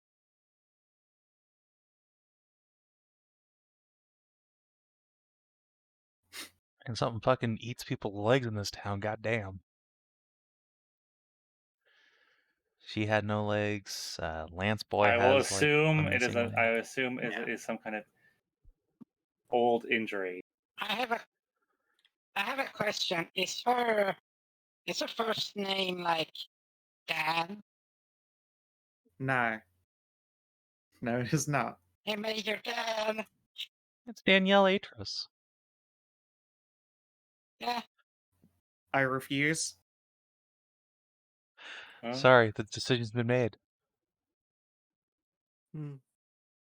Huff. Fine, Danielle Atris.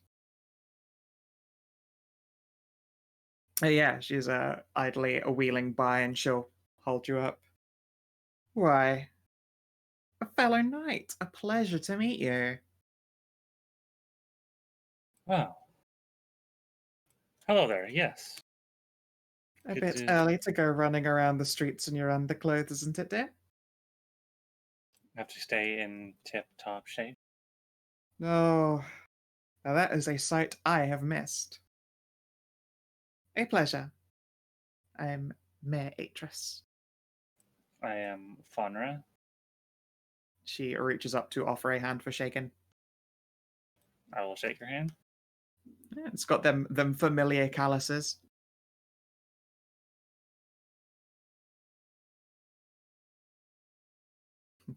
Yep, the naked boon she sees every morning doesn't have legs.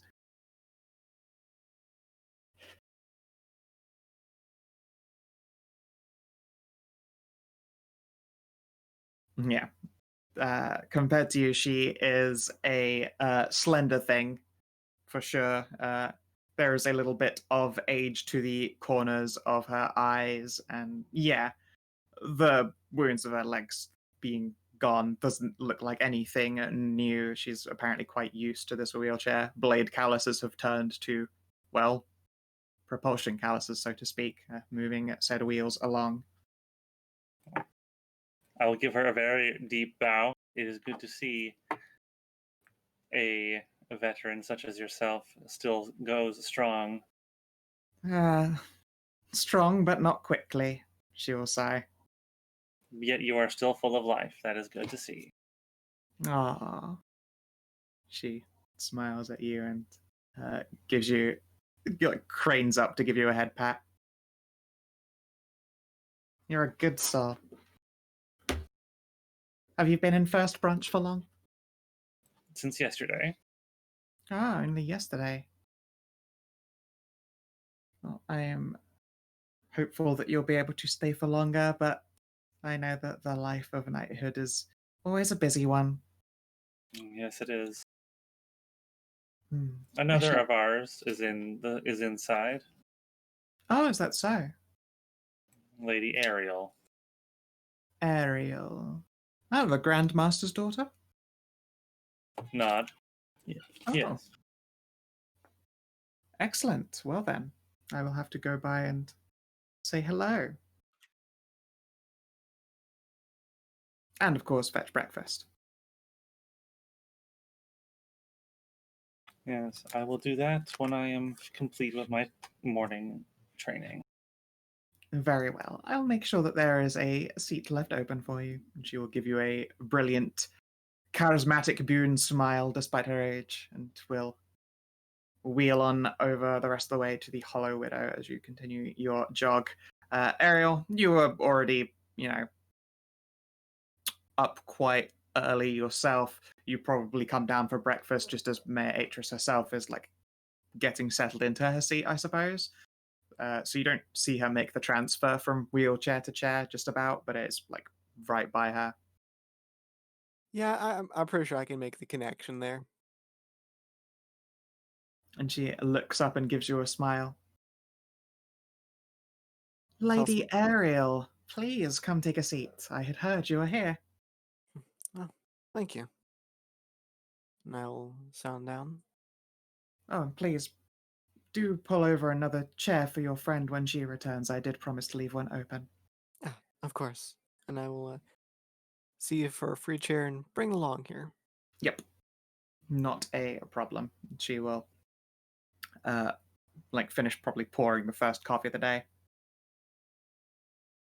Oh no, extra chair. God, that probably does happen to her occasionally.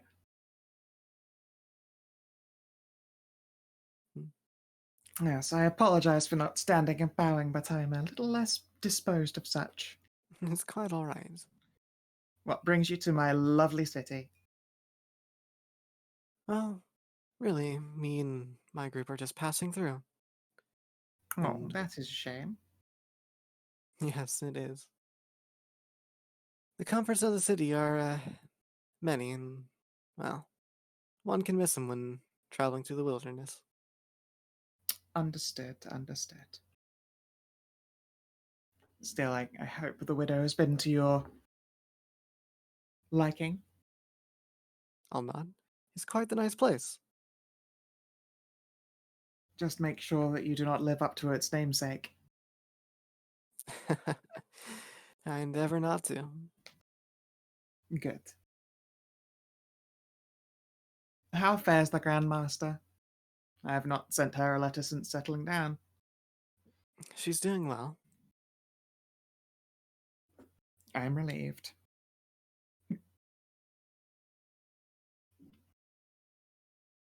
Has her hands full always training the new recruits and everything.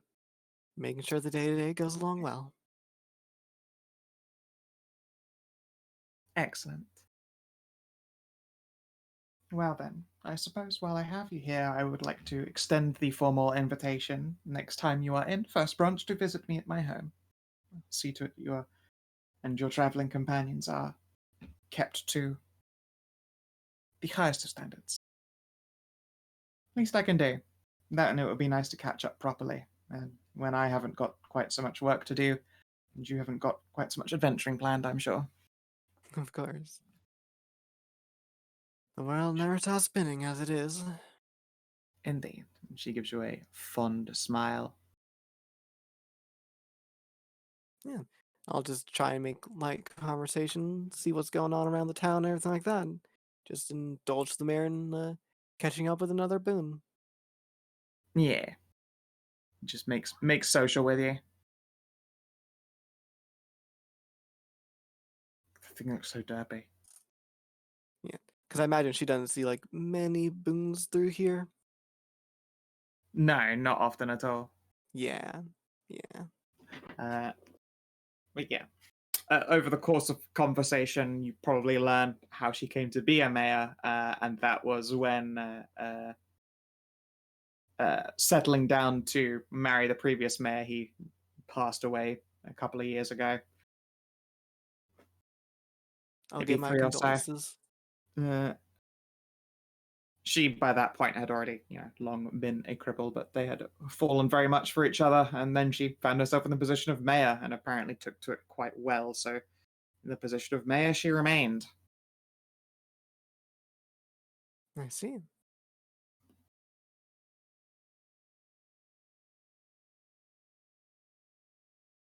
Yeah.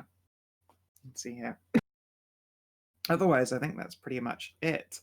A somewhat hungover Green Eye will join you guys, and then you are able to hit the road again. Do we have time for me to bully or next session? Who is it you intend to bully? Green Eyes. Yeah, sure. You can We try can and do- bully Green Eyes. We can do it at the beginning of next session if you want. I know it's late. I will probably forget, so you are welcome to bring up such matters with Green Eyes. Okay. Hallie's just gonna lean in, grinning as close to the beak as she can. Hallie? Just, I'm not, I'm not a heckin' snitch, but I saw how you were acting when we were talking with El Franco. Your point? Sorry, he's very charismatic, but not really my type. Hmm. Hmm.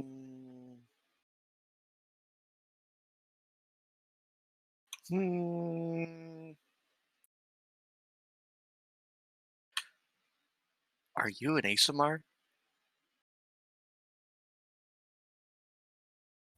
She frowns behind her beak. Might be. Neat. Don't go That's telling it. anyone. Nope. I'm not a meanie. Good. I And yes, good job figuring it out. Green Eyes is an ASMR. Yeah. I was trying to get her to admit it beforehand, but then it's Hallie too, so Yeah. and she'll just tap herself on the nose and walk away. She will chuckle faintly behind her mask and sort of shake her head idly, lifting it to take a sip from her drink. Yeah. I decided, what did I want, the distinct feature for an ASMR to be? And I decided, just hauntingly bright, somewhat glowy eyes was just a fun affectation for them to all keep. It's good. I like it. Neato. Yeah, pointedly, a Green Eye is I think it's the Scourge ASMR is the one with the healing hands. It explodes. No, Scourge. that's the other one. Scourge is the one that does the damage, I think. It's just the baseline ASMR that has healies. Or is it maybe Oh, just the baseline one. Oh, fuck. I need to check now. Because if I need to give her another power, I need to give her another. I don't know why, as I typed in D&D 5e ASMR, it auto-completed to "You did this, Jeremy." I don't know why, but I'm sure it is. Oh, right, yeah. The reason she hasn't got powers is because Scourge ASMR doesn't get there till 3rd level. Makes sense. Right. So we have to wait till Yes. we're 5th. Yeah, when you guys are 5th, Green Eye will have Radiant Consumption. Next level for us, Cassie gets her specialization though, right? 2 See you levels next down? session. Yeah, she'll be level 2. Mm-hmm. Yep. Yeah. Late on, Prancer. on that little discovery of information, I believe it is time we jump to experience. Experience. I helped. Because this was a fucking long session, and it was a long session of voices, so mine is knackered. Mm-hmm. Pat, Pat. Uh-huh. Jesus Christ, Jeremy. I need to just. Oh no, what have you found? Oh God. What did Jeremy? What did you do now? Most Jeremy Wow. Crawford Wow. response ever. Wow. Oh, cry is a bonus action. It's okay. Crying is a free action, actually. Free action now. Oh, well, that's good to know. Oh God. Great, that's Boy. excellent. Excellent. Good to know. Fucking hell. Well, at least we know how he salts his popcorn now. The tears of Centaur players. That makes a lot more sense. Fuck, that's funny. God damn it. That was a All good right. one. Anyway, Thank so you. did you guys explore a new interesting location for the first time? Not really. No, I guess not we looked really. around this town, but But we counted the town last time since we Yeah, you got actually it. did get Yeah. it last time. Did you discover a new interesting truth about the land? Mayor No Legs. Mm-hmm. Also, did we know about ASMR and stuff like that, and just like all the stuff we learned Oh about wait, the no, North? we Yeah, did, all we the did shit learn a new thing. Franco. There's a missing princess from the north here. Yep. That is true. Did you make a new ally or a lasting enemy? Hallie did. No. Yeah, Hallie just got pregnant, so that is Oh, yeah. definitely a new ally right there, because that is someone that she will have to make contact with very regularly. I Yeah. don't know if I'd be able to score an Il Franco, huh? I mean, he's a very lasting ally, as you found out Yes, in bed last night. That's true, but So yeah, no, I'd say that Il Franco's You're on the. pronouncing it wrong there, wizard.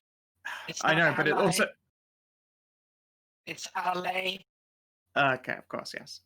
I thought you were saying I mispronounced Il Franco, which I did, but I am out of voice to do the correct pronunciation for Il Franco, which is always in all caps, which my phone autocorrects to, by the way. yeah, because you've typed in like it does that with mine for some things. Mhm. So yeah, that's fucking 2 experience so far. Advance or complete a quest. Yes.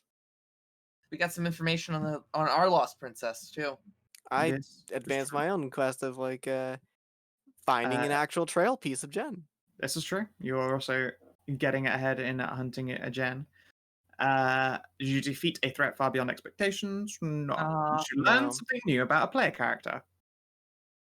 Yes, Savin did at least. An amazing piano player.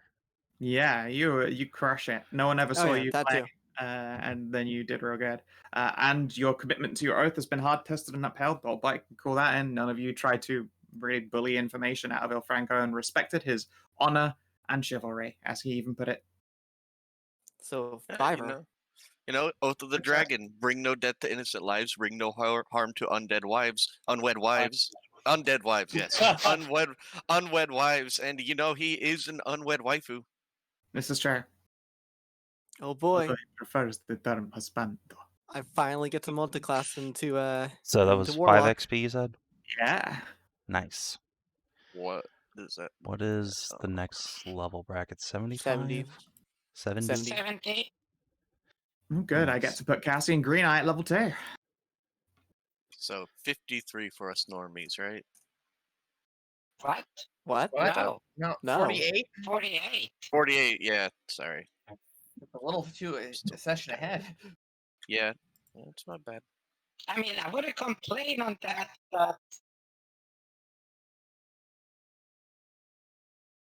Goddamn, Cassie's so constitute for a fucking wizard. 25 health. I know, right? Such a constitute. She's got incredible constitution. And now she has blade singing. Yay! Yay! Congratulations. Hooray! Congratulations. I already know. I'm gonna go. Congratulations.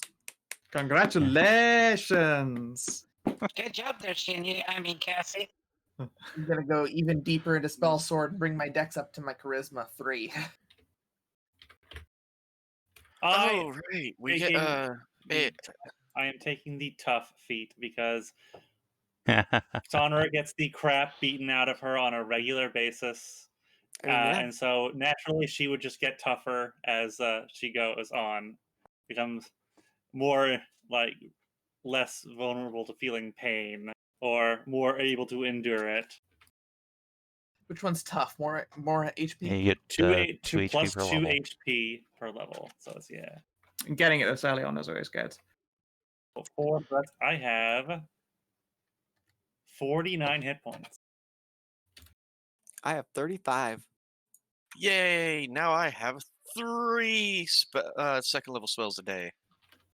Oh my god, plus 10 movement speed while blade singing on a tour is gross. That's strong. Let me just make sure I actually calculate that correctly. Time to so- take a feat. So, Skow, question here.